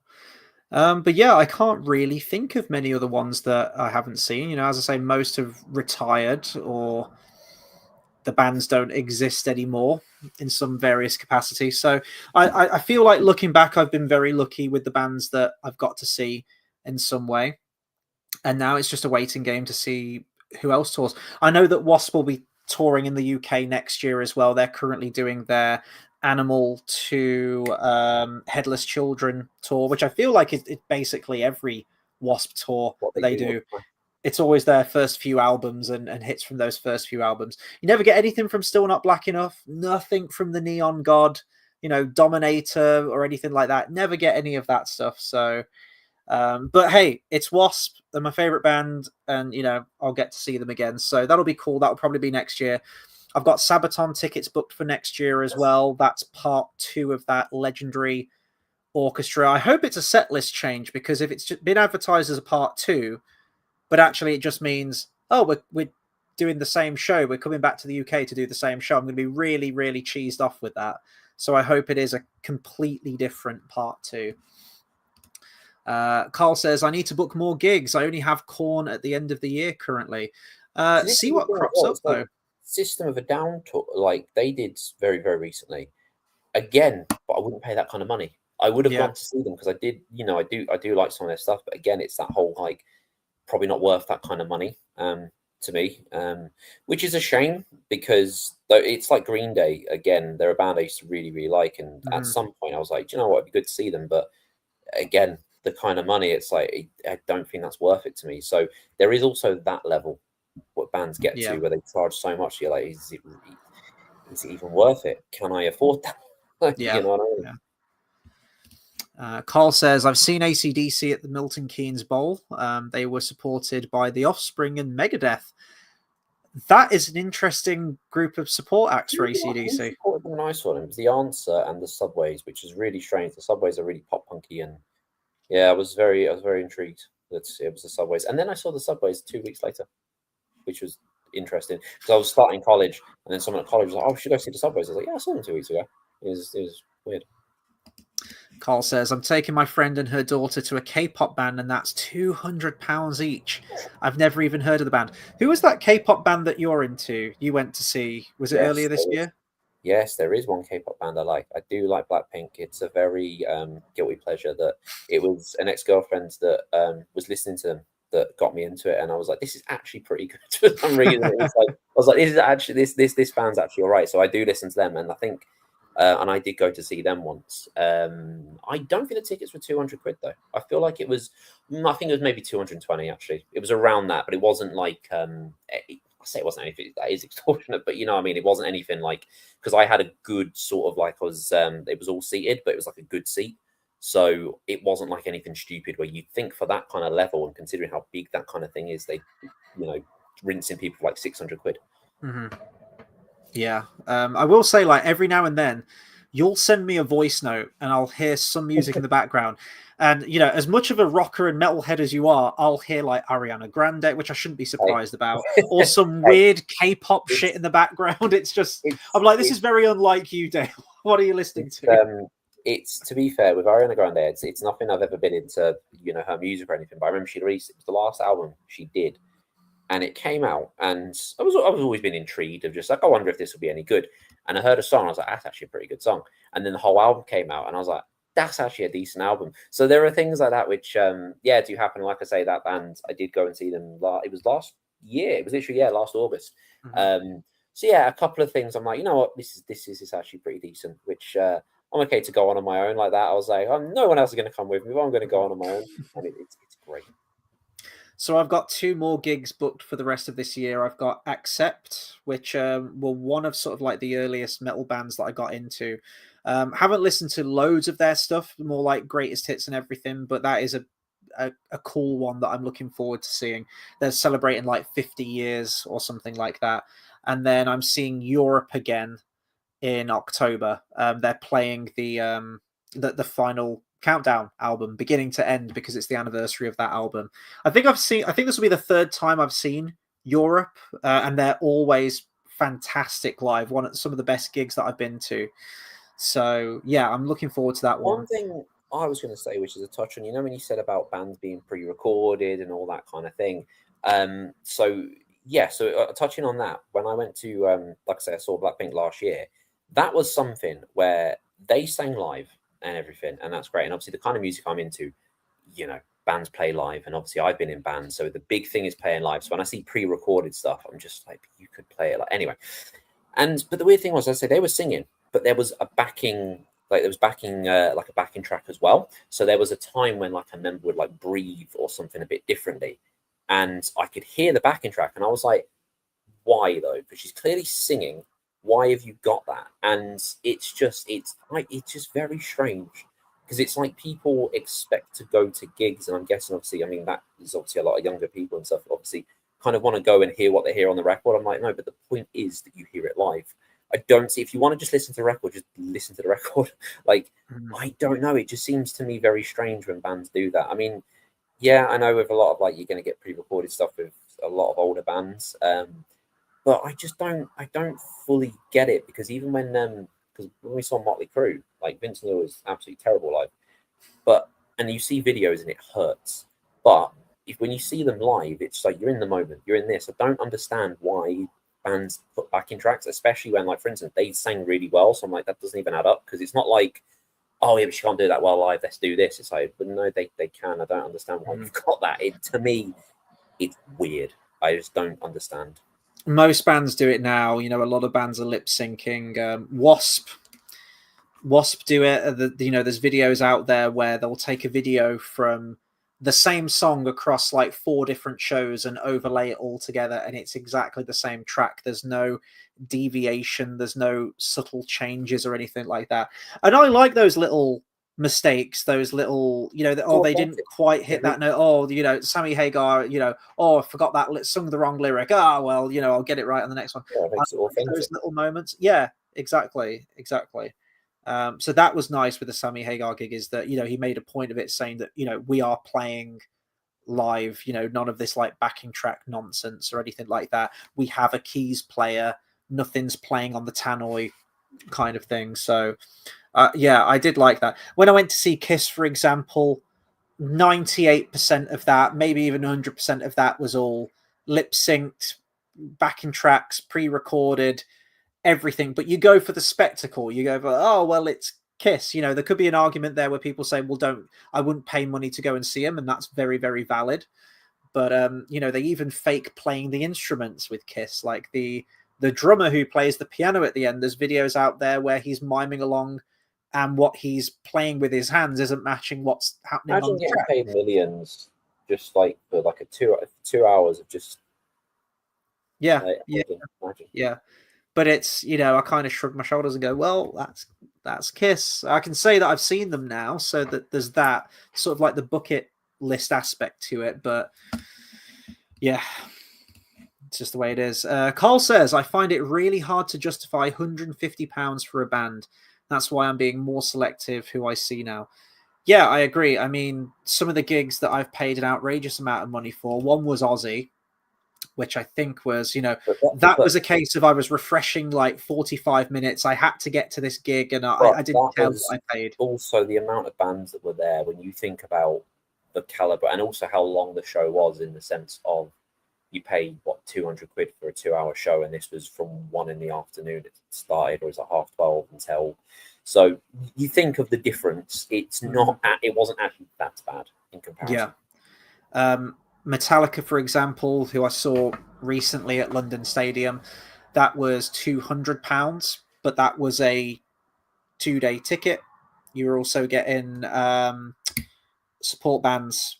You had Pantera one day, and you had Gojira on the other day. You had like Avatar. Avatar were pretty good actually. I'd never really heard any of their music before. I thought they were quite fun. So 2 big headline shows. Yeah, that's like you're paying £100 per show to see Metallica essentially, which is probably the going rate for them. That's not bad though, is it? Yeah, Really, when you think about yeah. it's not. So you got to think of these things like that sometimes. But yeah, it's like when I saw Guns N' Roses the first time, and I paid. I sat down somewhere and I paid £98 because I went. I am not paying over £100. I'm finding a seat that's going to cost me less, and I found a compromise of okay. It wasn't great in all comparison. Like when you compare it to the others, but I was like, it's less than £100. It's not the worst view. I'm gonna do that one. I was like, I'm not paying over £100 to see them. Well, it's £98, but then they fuck you with the No, that was additional with fee. everything. That was with That was everything. with the I made fees. a point. Okay. I made a point. I think. Yeah. I was like, but that was 10 years ago. So now it's no, that's not happening. Because the booking fees most of the time cost like a quarter of what the ticket even costs. Then you add that onto it as well. Some places do because I think the Sammy Hagar stuff. It was AXS I went on, and when I saw the ticket price come up, it did say this includes all booking fees. So when you look at it and it broke it down and said the booking fee was £10, it was like realistically the ticket is this, and I'm like, that okay. At least you're telling me what the thing is because I know they still do it, but I remember they used to be really bad years ago where it would say like. Remember when they were £50? It used to be £50 for a ticket, but then the booking fees would be like an extra £20. They used to be really bad for it. Whereas now I think they're a little bit more, they'll give you the whole price. Yeah. I remembered another bucket list band who I would have really loved to have seen and potentially could have seen this year, but then Twisted Sister doing their like 50th anniversary thing or whatever it was. And Doesn't then right before it was going to happen, Dee Snider, the singer, retired. He said, like, I just can't do it anymore. I was like, well, you probably You're could. so Like, close. Ozzy was strapped to a throne, wasn't he? He was basically like Palpatine in Episode 9, like hooked up to that life support thing for all intents and purposes. I was like, you could do something, but fair enough if he's like, I want to have that energy. I want to be able to run up and down and engage with the audience. And if I can't do that, I feel like I'm shortchanging the audience and I don't want to do it anymore.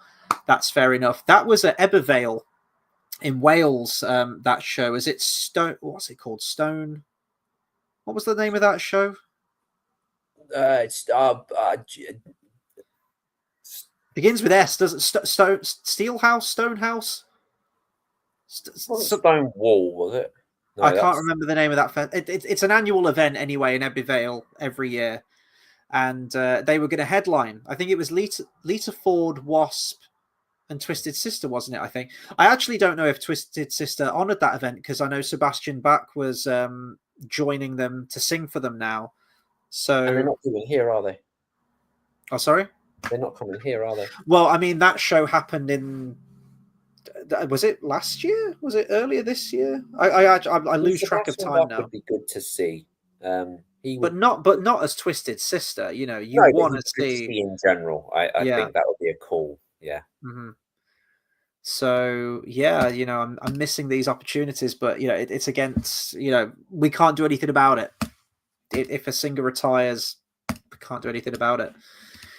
Hey, we got Robin. Robin says, "How goes it, boys? I got to see Alice Cooper a couple of years ago, and that was like $120 a ticket.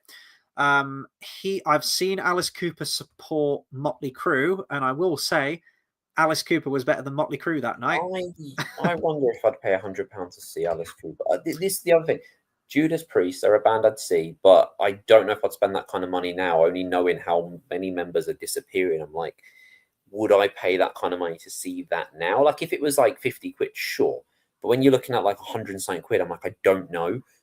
But it might get to a point where it's like, if you don't go, you're never going to go. So maybe Alice Cooper, I might possibly, because I did enjoy it when we saw him support Motley Crue. So I might spend £100, but if he ever does you're looking at £150 now, and I'm like, will I justify? I've already seen him. I don't know. I'd probably do if he does like a final show, like final tour. I probably would go to that. this sounds bad to say like I'm not a massive Alice Cooper fan. I just don't think I've heard enough of his stuff. I've sort of like cherry picked the greatest hits, like his 80s stuff and things like that. But if he did a final show, I'd probably go along to it. To that point as well about a final show, because we are going to get to the point where a lot of bands are going to be doing their final shows. Recently I've seen that Iron Maiden have signed away their likenesses to like the AI and CGI gods like Kiss have done the hologram things, the same thing as ABBA Voyage. We're going to get to the point in about 20 years where we'll be going to like, I don't know, Download or Ozfest or something, and all the bands that are playing there are just going to be fucking holograms of dead people. We will get to that stage, I guarantee.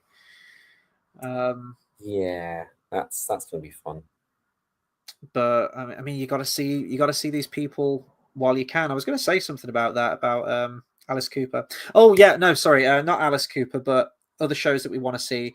An Aerosmith final show has been touted a long time. They were doing their final tour, and then Steven They'll probably Tyler do had a to final step show down. in Boston. I think they'll probably do a final, but I ain't going to Boston to.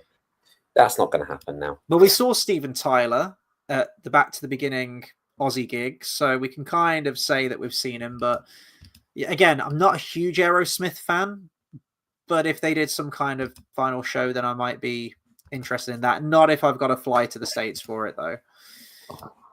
Robin says, so many of my favorites, authors, actors, musicians, what have you, are so old that I feel a sort of low-level desperation to see a very few before they bloody die.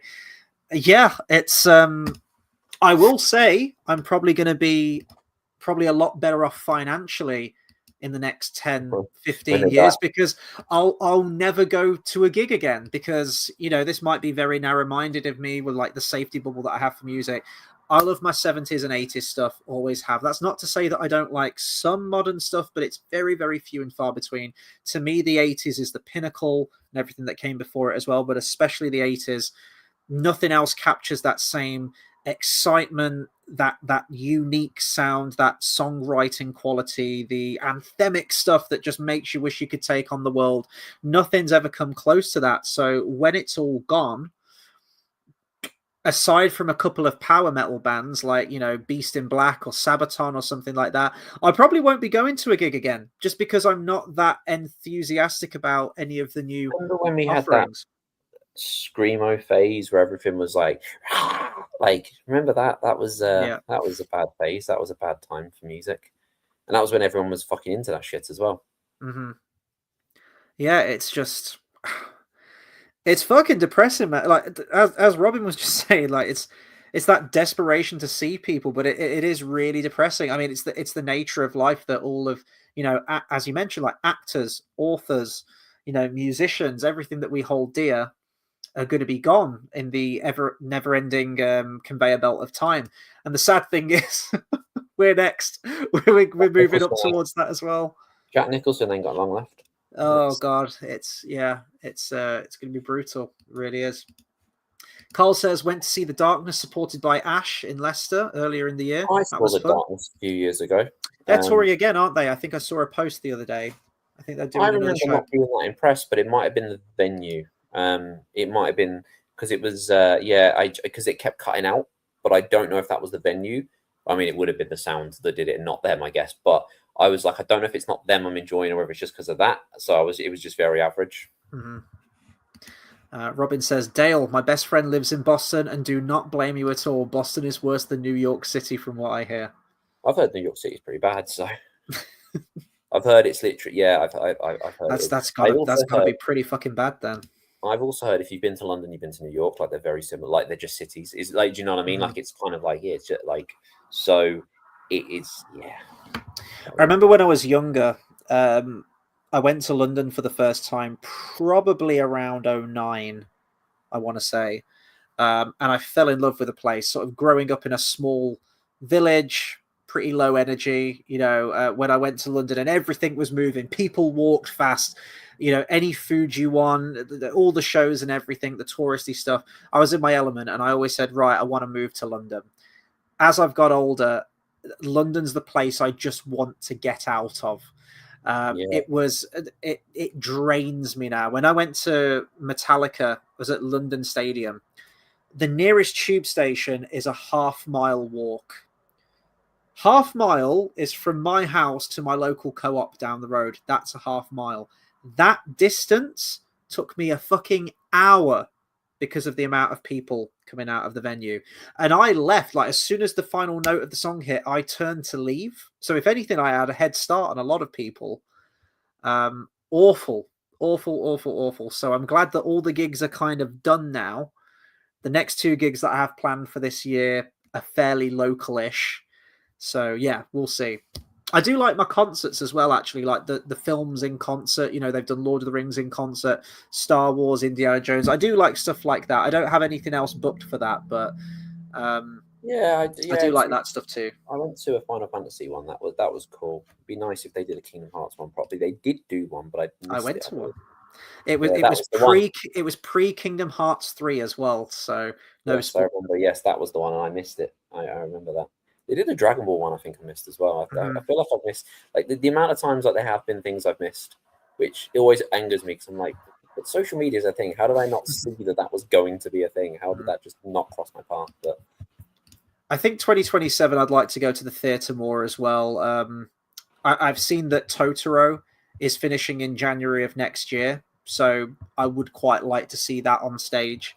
Phantom of the Opera is my favourite musical of all time, and I've never seen that on stage either.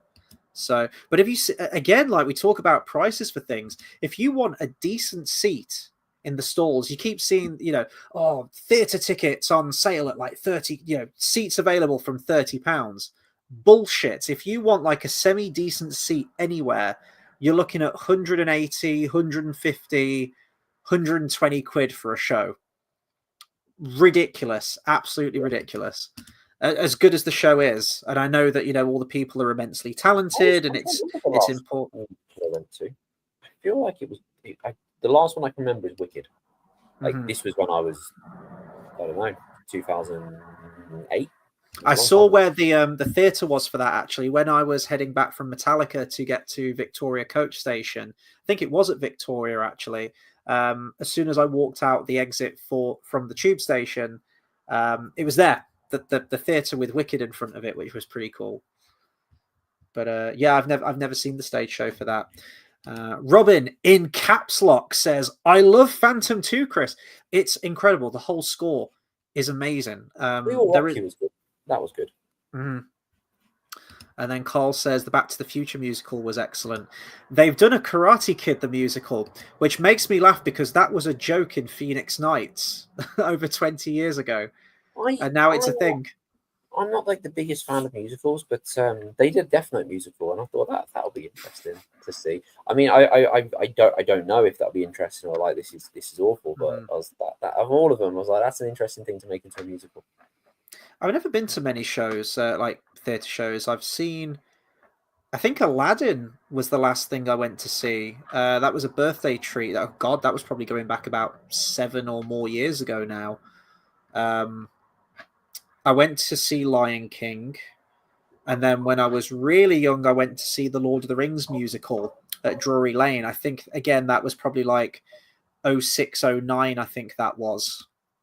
And that's just like a faded memory now. We were all the way back in the balcony. We had like little binoculars, so we were that far back to see the stage, but that left a little bit of an impact on me. I don't think it was the most amazing thing, but I would love to see that again, just to refresh my memory of how they adapted Lord of the Rings for the stage. I remember they had this like big revolving stage, and like different portions of the stage would lift up. I think at the time, I don't know if it still is, it was the most expensive show to put on every day because of all the stuff that was required to do it. And, you know, that combination, along with not selling many tickets, meant that it was pretty much cancelled in almost record time, I think. Robin says Wicked was such an awesome musical before Hollywood got their mitts on it. I didn't mind the Wicked movies. I thought they were fine. I had an okay time. The first one was better, wasn't it? Like, yeah, they should have just forget the second act. Yeah, I've heard people even walk, like when they go to the stage show, they just walk out after the first act. Like, yeah, it's done. The first one was better. Robin says 100% convinced that Les Mis is only worth seeing live in a theater. That energy is irreplaceable. Incredible music. I do think, personally, for me, I think it's a tad overhyped. Not taken away from the spectacle, the genius of the music and writing a score like that, but it definitely plays second fiddle to Phantom of the Opera. I want to say I love Lloyd Webber stuff. I love Cats actually. Cats is fucking great until they just like killed that stage show dead with the movie that came out a few years ago. But yeah, I'd like to do more stuff at the theatre. I best get saving my pennies. That's the issue. Just money makes the world go round, doesn't it? Gotta save. New Zealand's just waving at me like bye bye. Like, how much was Harry Potter? What, Cursed Child? Yeah, which I would never go to. I have no idea. That's on until September in its current 2-part format, and then they're changing it to what the US one is, where it's just one part. And it's like really abridged, so they're going to be cutting a lot of stuff out of it. So if you want to see the unabridged version, the complete version, you've got until September to do it, and then it's changing for good. So I would never see it. I don't like the idea of it. It's not happening. It ended at Deathly Hallows. That was it. I'm not doing it. I'm not ruining that for me. It's fine. Like Toy Story, I saw 4, and I wished I hadn't. But I never just Harry Potter ended. That was it. There's nothing else. You saw Toy Story 5 as well and wish you hadn't. Yep, exactly. So I'm not doing it to Harry Potter. It exists, and I just no, it's not happening. Robin says Cats is great. It's so camp and sincere. Yeah, no, I love it. Oh, I went to see Jesus Christ Superstar as well. That was another one I went to see. There's another Lloyd Webber one for you. It was Tim Minchin as Judas and Spice Girls Mel C as Mary Magdalene, and she was fucking great. She's the best singer in Spice Girls. She's got such a unique voice. I love Mel C. So yeah, it was a really good show. And oh god, who's that? Who was the once like fat geezer on the radio who then went really slim on like radio? I can't remember what he was on. I forgot his name. He was King Herod. Anyway, forgot his name. Something Moyles, is it? I don't know. Do you listen to radio? No. Anyway, I was Chris Moyles. Was he fat? Yeah. I think it was him. I think Fat? I think he used to be fat. Yeah, he was chunky. I didn't think he was fat. Robin says someday you guys should really do a general nerdiness stream so we can pop off about random things without me derailing the subject. That'd be fun, actually. I've been thinking, because I'm quite conscious on the channel that, and apologies for this, guys, I know that the scheduling of stuff and the variety of stuff has been absolute dog shit recently. With work, other commitments, I've had a lot of car fucking stress recently as well. I just haven't had the time, unfortunately, to devote to the channel and other things. So yeah, doing like one show a week or something where we just sort of shoot the shit, like, hey, what movies have you watched recently? What are you looking forward to, where we just talk about random things? That could be cool. I'd like that. And definitely more music chats as well, but I mean, obviously that's depending on if we ever, if there's a gig that we go to together. So yeah. Yeah, just bringing it back to Sammy Hagar really quick. One thing that I did like as well with his solo stuff is that I've got to tick off a couple of songs from 80s movies. He's done a lot of songs for some like I would say like big 80s movies, but like fan favorite ones. So we got Heavy Metal from the 1981 film Heavy Metal, the animated movie. I've seen bits of it, I think, like some of the clips on the I've never seen the whole film beginning to end, but some of the scenes I think I've seen. It's like an anthology film, isn't it? Like different animated stories and segments.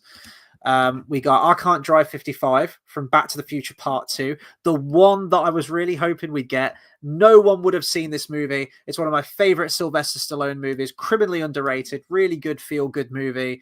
Is Sammy Hagar's song Winner Takes It All from Over the Top.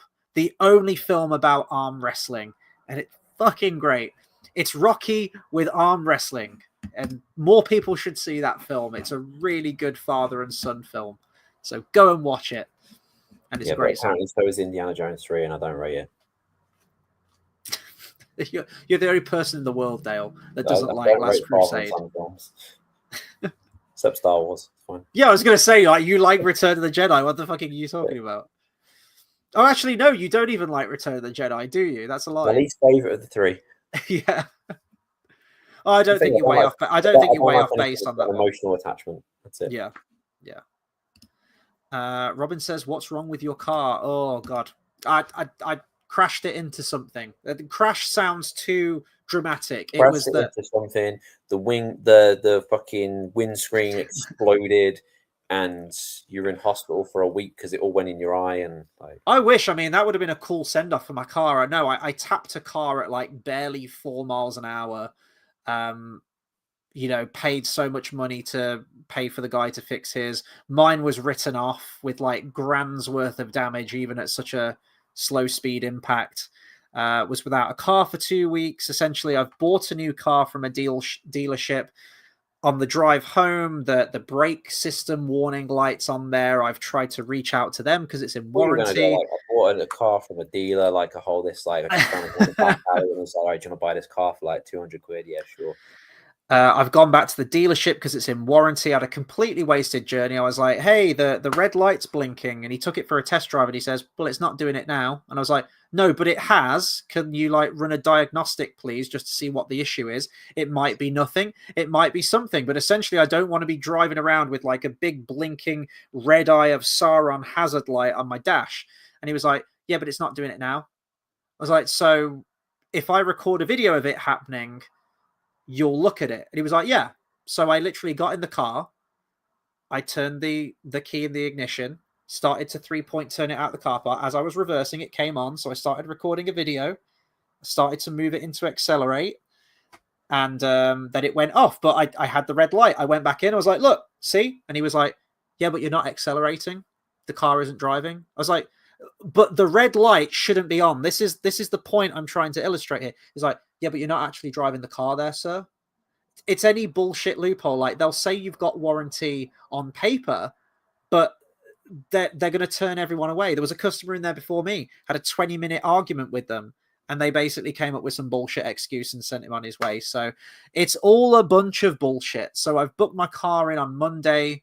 We'll see what's what with it.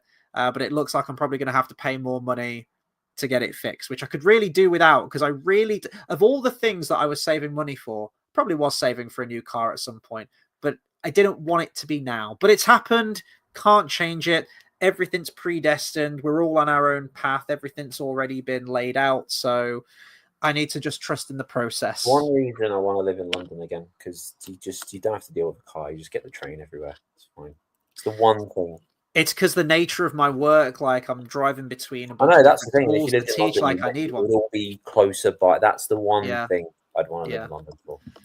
Oh God, it sounds like we've all got car issues. Carl says my exhaust fell off, so I feel your pain. Oh, that's shit, man. I hope you managed to get it fixed. You didn't see my old car when it literally wasn't turned on, but the engine. I don't understand how this happened. The engine was doing some weird things. Didn't even have the car on, but it would just start moving forward. I'm like, well, where are we going? it was really weird. It was a very strange thing. That was weird. And then I had to get a new car. But I managed to sell it, weirdly enough, more than I bought it for. So that was a win. I don't understand how that happened, but well, on the way to the last Sammy Hagar gig, I mean, you very kindly drove us there. You had like an amazing like Van Halen playlist for the journey there as well. You've got like a light on your dash, which you're like, oh yeah, that's always been there. It's just it's part of the car. I don't know. I honestly don't know where that came from, because it's happened occasionally, and it started happening again this week. And I'm like, I don't know. And it says it's on the tires, and I check the tires, and I'm like, they're fine, and it does this, and then it'll do it for like a month, and then it'll stop, and then never do it again, and then it'll do it like I don't know. So I don't know what's what. All I know is if it breaks, I'm gonna die. Oh God, don't say that, Jesus. One day you just go, well, I'll know if it's broken if I die. Probably best get it looked at, mate. We don't want that happening. Christ almighty. Be fine. Be all right. Be good. But one thing that just really grinds my gears, car related, there you go, is stuff not being sorted. It's like constantly at the back of my mind. I'm trying to, juggle all of this other stuff that I'm doing, other commitments, work, the channel, the gym, running, keeping fit, everything else in between. And just the car is hanging over me. Every time I drive in that car, I'm seeing that brake hazard light. And as I say, it could be just like a faulty sensor. It could be something absolutely damning with the car. But, trying to reach out to the dealership, not getting sorted, trying to ring up, oh, they're engaged or they've turned the fucking phone lines off. Oh, when can I get it booked in? Oh, we can't do it until mid-August. Stuff just keep getting put off and procrastinating. It annoys me. Like when I need something sorted, I need something sorted. I think I'm just really ADHD like that because I struggle to okay, here's an example. Let's say I need to be somewhere at 4 p.m., but I've got a bunch of other stuff to do. I would struggle waking up in the morning, getting all of that other stuff done before heading off at 4 p.m. My mind's like, well, I can't do anything until 4 p.m. Then I've got to go and take care of that thing. And then I can do it all after when I'm back. I don't know. I really struggle with stuff like that. It's weird. I don't know why. But yeah, not getting stuff sorted. So my car now, I took it in to get looked at. The guy said, oh, I've noticed your handbrake's got like a little bit of play. I've tightened that up. Monitor that now. If the light comes on again in a few days, let me know and we'll get it sorted. But that should get it taken care of for you. Literally, as soon as I got into my car, it came on again. But this time it wasn't intermittent. This time it was just staying on red. And it has stayed on red now permanently. So I was like, it's still not done. Can we get it booked in? So it's booked in on Monday morning. And I guarantee, because I know my luck, he'll tinker with it. I'll pay my money. I'll get in the car and it will come on straight away. And then it'll be another trip back and another expense. So cars are just an absolute money pit. But unfortunately, they're necessary. So, yeah. Sorry, I've vented. I've vented now. I feel a lot better. Sometimes these sound easier. Robin says, thank God you're okay. Cars are the worst money pits. Oh, yeah, here we go. Yeah, Robin was just saying that, yeah. I had a terrible crash in 2015 and coming back from that was torture. Oh, well, I'm glad you've made it on the other side of that. But yeah, I mean, I don't know how I would have coped with something like that if it was a big crash. As I say, it was the most pansiest. I can't even call it a crash. It wasn't a crash. It was a tap. My own fault, my own stupidity, but it was a tap. And it was an undignified send off for a car ever. Granted, she was an oldie, 2011, but she was a good little runner. She never really had any. There was some fan belt issues that I had, but other than that, great runner, reliable. And at 4 miles an hour. I mean, I'm glad I didn't have a crash at like 30, 40, 50 miles an hour because the amount of damage that was done to it from 4 miles an hour. Could you imagine if I'd have had like a head-on thing? I'd have been like sat there with the engine in my lap. So. I had a big car crash once with a lorry just slammed into my car and I went, shit. That was fun. That was a good time. It was good because I didn't get hurt at all. It was great, but it was that was fun. That was very surprising when it happened. Yeah, it was a weird experience. I will say that I was sort of shaken up even at 4 miles an hour because I was dreading like, oh God, the other driver. What does he think? This is my fault, and I was in a hurry to get to work and I still need to get to work. I still went to work. I don't know how I held it together, but it did shake me up. But it was, oh God, what do we do? Like, what do we do with insurance? All this stuff that doesn't get taught to you at school. And so it was definitely a learning experience for me. But yeah. Yeah, Carl says, never thought we'd have car chat on this channel. I know fuck all about cars. That's the issue. So I'm just making this shit up as I go along. But yeah, Carl says it shouldn't cost you any money if you've only just bought it. Well, in essence, it shouldn't. I do think legally, if I'm not satisfied with that car within the first 30 days of purchase, then I am totally within my rights to take it back and demand a full refund. Don't they say that on everything? But... like, if you're not satisfied with this lip balm, you can like get But don't they say that on like everything?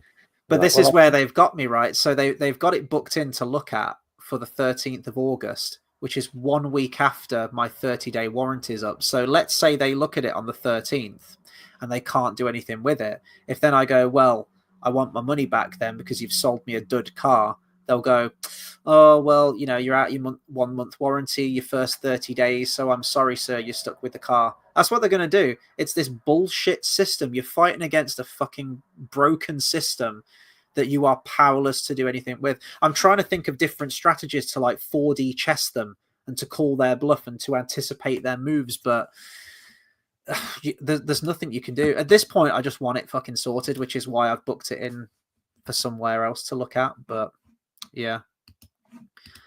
Oh God, Robin says I was T-boned at 60 miles an hour. Jesus wept. And the shock of that as well, you know, just coming out of nowhere, especially if you don't see that coming, and you wouldn't be in T-bone. God, I'm glad you're okay, Robin. That, yeah, I wouldn't even know how to deal with that situation. God, I probably wouldn't have got in a car again after that. I will say, even just like the slight tap I had, the knock it has on your confidence as a driver afterwards, for me at least. I mean, some people I'm sure can just jump into a car straight away, but for me, it was just like, I was second guessing everything I was doing, every gear change, every, you know. Yeah, I did that one. That was fun. You second guess it all the way home, and you just like, yeah. Be careful, be careful. The worst one, I think, is when you buy a new. Well, no, it's just when you buy a new car, you're just like, if I crash it now, like let me have it a few weeks. Yeah. That must happen where people buy a car, they pull it out of the garage, bang. Oh yeah. Fun. Carl says I had a lorry crash into me years ago. Was terrifying. I always get like, you know, when you're sandwiched between two lorries. You ever done that where you're just driven and like that you're sort of like breathing in the middle and you're like, I know I'm in their blind spot. So yeah, I always try and accelerate past it as well. We had a Final Destination moment, didn't we? Was it on the way to Wolverhampton? Oh yeah.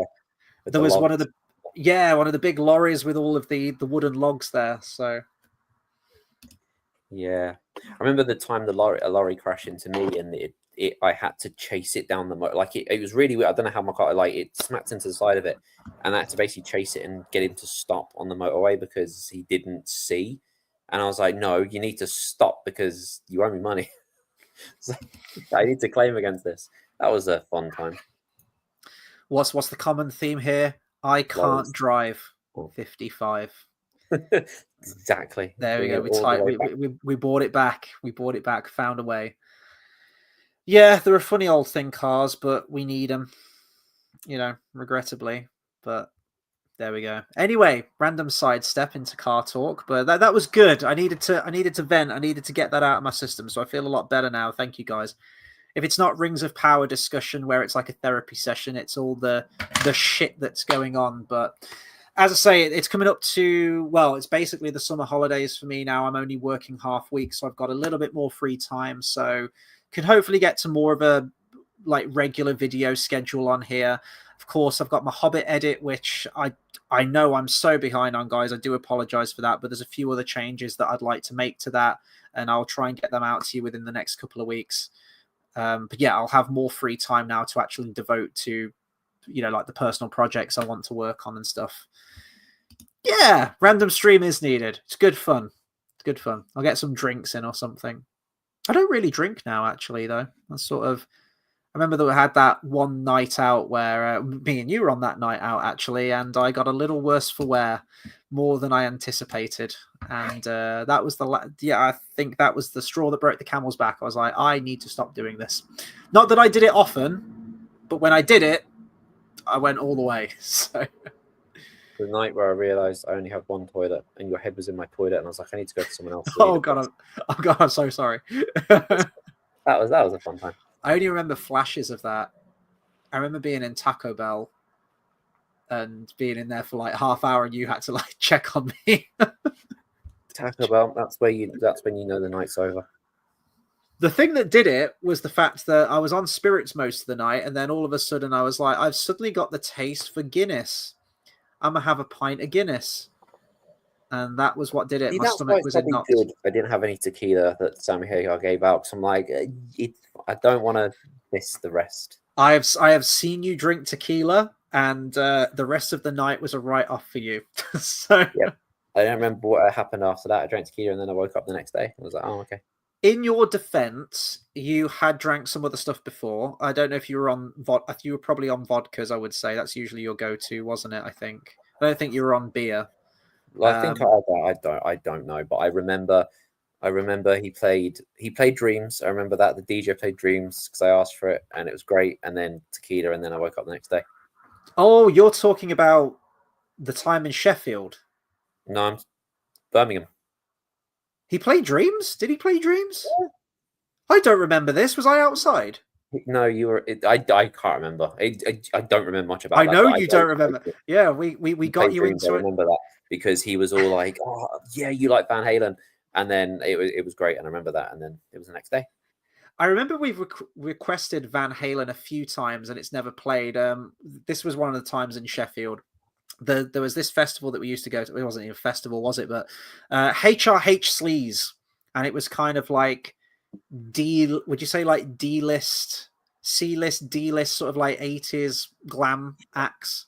Basically fucking Z-list now, though, isn't it? Let's be fair. The set list dropped off. Anyway, there was this bar that existed, that still exists, I think, that was like a karaoke bar, and it's like when the main rock venue had finished, everyone would there'd be this mass exodus of people across the road, and they would go to the karaoke bar. Now, I've never done karaoke in my life. I would never do karaoke in my life. I can't sing, and I don't even sing well enough to do drunken karaoke. It would be fucking abysmal. But I had a lot to drink that night. We both had. This was one of the first times that we'd done HRH Sleaze, and we were like, fuck it, let's request Jump. I remember that distinctly. We wanted Jump. So we asked the guy, we requested it, and he says, I'll see what I can do, which basically means no. And I remember we were in that bar for probably like another 45 minutes to a good hour, and he never played Jump. Never played it. So we left. Maybe he played it after we left. I don't know. But that's the closest I've ever got to doing karaoke, where I had enough liquid courage in me. And it never happened. Yeah, yes. I feel like it was a long time ago. I don't remember who did play it, but yeah. Yeah. Robin says, partying like rock stars, you two. Yeah, you guys are getting... Yeah. No, we're too old now. I barely drink either. I had one beer at every Sammy Hagar gig because I was like, I'm just going to have one, everything. Then the last one I had 2.5 because I had a half pint and I had 2.5 for the last one. I struggle with beer, you know. I really do. I mean, I struggle with Guinness. I think like a half pint of Guinness is just my sweet spot, and probably like a half pint of beer as well, because you very kindly got me a beer at the Wolverhampton gig, and I was drinking it, and halfway through, I was just like, I don't know if I can drink this whole pint, mate. So I just like poured most of it into your cup. So yeah, as I say, you two are getting like all the lore tonight, like the deep lore. I don't think we've talked about some of this actually, so you know. Robin says, oh, I'm a tequila girl. I would like to try some proper, like, high-quality tequila. You know, like, you can get the one with, like, the worm in it or whatever Sammy Hagar's one is. Horrible. I don't even know if that's high-end or whatnot, but... horrible. Yeah. Yeah. But when you have it with lemon and stuff, it does take away the... But I just nah. I think that's, like, the cheap stuff, isn't it? If you have cheap tequila, that's when you need the citrus. Well, all I remember is the that time with the tequila and I was like, nah, just not again because it was horrible. I think like the more higher end tequila you go for, then it's a bit smoother. I think that's my understanding, but all of the bad times that I've had, or at least some of them, basically every time I've had tequila, it hasn't ended well at the end of the night. So I try and stay away. Carl says, pear cider with ice is refreshing with the current heat wave we're having. What do you like with cider? You a cider drinker? You ever partaken in the cider? Not really. Not that much. I've never been a big fan, personally. No, not really. I mean, it used to be a lot of beer and Jack Daniels. But then, yeah, that was a long time ago. It was a long time ago. Now it's like you barely drink anymore. Mm-hmm. Very, very rare. Robin says, are you guys willing to share how you met? Yeah, we can go into it a bit. It's going back a long ways now, probably if we put a date on it. we were working. We're at liberty to say where we used to work, right? Can we say that now? I guess so. We're not banned from there anymore, so. No, HMV. We worked at a HMV store together. And the first year we never really spoke because we were on different floors. Yes. And we only started talking, I think, the second year that I was there. And I think it was just a shared love of music, actually. I don't know how it came up in conversation. You had the kind of image going on. You had like the big hair and everything. Like I could tell you're into rock and imagine metal. me with big hair now. And we probably got talking about rock music or something. I said like I'm into 80s sleaze, and you're like, I'm into 80s sleaze too. I was like, what, really? Because all my life, like it's very, very difficult to find people that are into 80s stuff. Like literally all the way through my life, like 80s movies, 80s music. No one in my age group was listening to that kind of stuff. So yeah, and then you mentioned like a couple of you'd already been sort of like part of the gigging scene and like rock festivals and rock nights and everything. You introduced me to that. We went to a few of those, and I was like, oh my god, there's other people who like 80s music. This is great. We just sort of hung around And that each other time that since then. I was in a band and we went to my gig and then we went to HRH in that time. And yeah. I remember that, the first HRH. So I think I played a gig and then was it the same? Yeah, it was the same night. Then we just drove over or something. It was, Yeah. Those were the salad days right there, weren't they? That was the good times. And then we'd be out till like 6 in the morning. We're like, let's go home. It's a long time ago now. Getting in when it's light. Yeah. Couldn't do that now. It's disgusting. I need my sleep now. Robin says sleaze. I've never heard that term for music. Yeah, it's like glam metal, hair metal, sleaze. It's all the same thing, isn't it? But yeah, there you go. That album, Rest in Sleaze. Mm-hmm. I don't know if people were expecting more of like a glamorous, like origin story for how we met. Whilst jumping out of a plane, like, oh, there's a person that who also jumped out of a plane. That would have been fun. We should just change the story. We should do a Joker, but it's a different story every single time. Yes, yeah. Right, we've got to come up with another one now for the next stream. Yeah, like that time I got you because you were selling machine guns for me in London. Transport them over like to Europe. That's it. Right. Final thoughts on life. Sammy Hagar and life. On life. It's. I think the standout songs, "Top of the World," which you already said, stand out for. It was the first Van Halen song ever. "Why Can't This Be Love" stands out. 5150. I think if I was to pick those three, if I was to pick three songs, like the three biggest ones that stood out, would be those. It's hard to pick like any because they all do. The one thing I'd say, I think my biggest criticism is, like I say, we didn't get just like one extra song at the last date. I said that's not unique to him. I don't feel like anyone really does anything special on the last one, which is odd, but and also Good Enough should have been the opener at least one night. Mm-hmm. The fact that wasn't is sad. What's weird as well is that we did get a couple of special guests. We only got two special guests. So the first night in Wolverhampton, we got is it Jason Bonham? Yeah. Jason Bonham, and then the first was it the Manchester or the first London gig? Manchester. Manchester, you got Kelly Hansen from Foreigner. Well, he used to be the lead singer of Foreigner. And that was it. I think we were both expecting some kind of like big shocking name to come out at the end. We thought, he's got to have some connections in London, capital city. Like he's got to have someone there. And no, it was kind of done. They did release the barrier so we could go up to the stage, and you managed to. I've got a high five. I'm a happy person. I've got a Van Halen high five.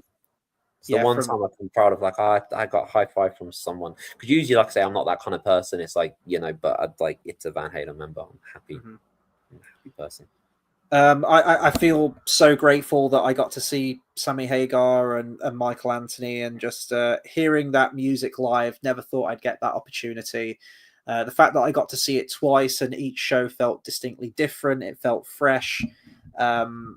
I've never really done that for a gig before, where I've gone to multiple shows within the same gig. I don't think I've done that at any point as far as I'm concerned. I know Metallica was technically the 2 nights, but that was, like 2 separate set lists. It was an incredible experience. And if we don't get any more, it is sad, but just the fact that we got to do it in Yeah, our but it'd be a lifetime nice. and we got I'll be it. like, I'm okay with that. It was a nice. It Yeah. was a nice thing to happen. Yeah. The only thing I wouldn't be okay with is for some reason, I mean, it won't happen, but if like Alex Van Halen joins him in America, I'll be like, you need to come in. Yeah. You can't Yeah. not come here now. That's the time I wouldn't be okay with it, but I'm okay with what we got. It's good. Yeah. I guess in the meantime, then, I want to hear from you guys. If you're discovering this video after the fact, let us know your favorite Van Halen song. I was going to say favorite Van Halen album, but I I'll be here think for a long time. I'll be like, well, this one, but technically it could be this one because of this. But if you think about it in this way, I'll be here forever. So. I mean, both of our favorite one is Dreams from 5150. It was at the end of Power Rangers, the movie. Actually, that album signed, which is great. It's sad that Michael Anthony didn't sign it, but he only did it at one gig from what I remember. So yeah, it was a long shot, but we got it signed. That's a happy time. There'll always be a Van Halen album signed because I never had, a favorite. Like I never saw my favorite band, and when I was younger, and people were like, oh, they got to sign it, and I just never got it. But this, I'm like, it actually happened. Great. And do consider subscribing to the channel as well. I always say for more movie reviews, discussions, and live streams. We've got Pixar tomorrow. I need to get that film watched. That's what I'm going to be doing tomorrow morning. We're going to be talking about Soul. I think we're in like the last sort of like month and a half to 2 months of Pixar. So it has been great going through that, and there's still a bunch of Pixar films that we haven't seen yet to sort of round off the retrospective. I am kind of ready to move on a little bit, so we just got that final push, the final couple of weeks to do, and then we can say that we've reviewed everything from the Pixar Animation Studios company. Then we'll probably have our tier list, and then we've got some big retrospectives and big reviews coming out at the end of this year. And I will be doing that Q&A of for your book. I will be doing it. It'll be towards the end of the year because I've got some stuff lined up for it, which I'll want to do first. Yeah. And I will be doing that at some point. So I'm also currently listening to the Iliad. I've almost finished it now. I'm listening to the audiobook of that.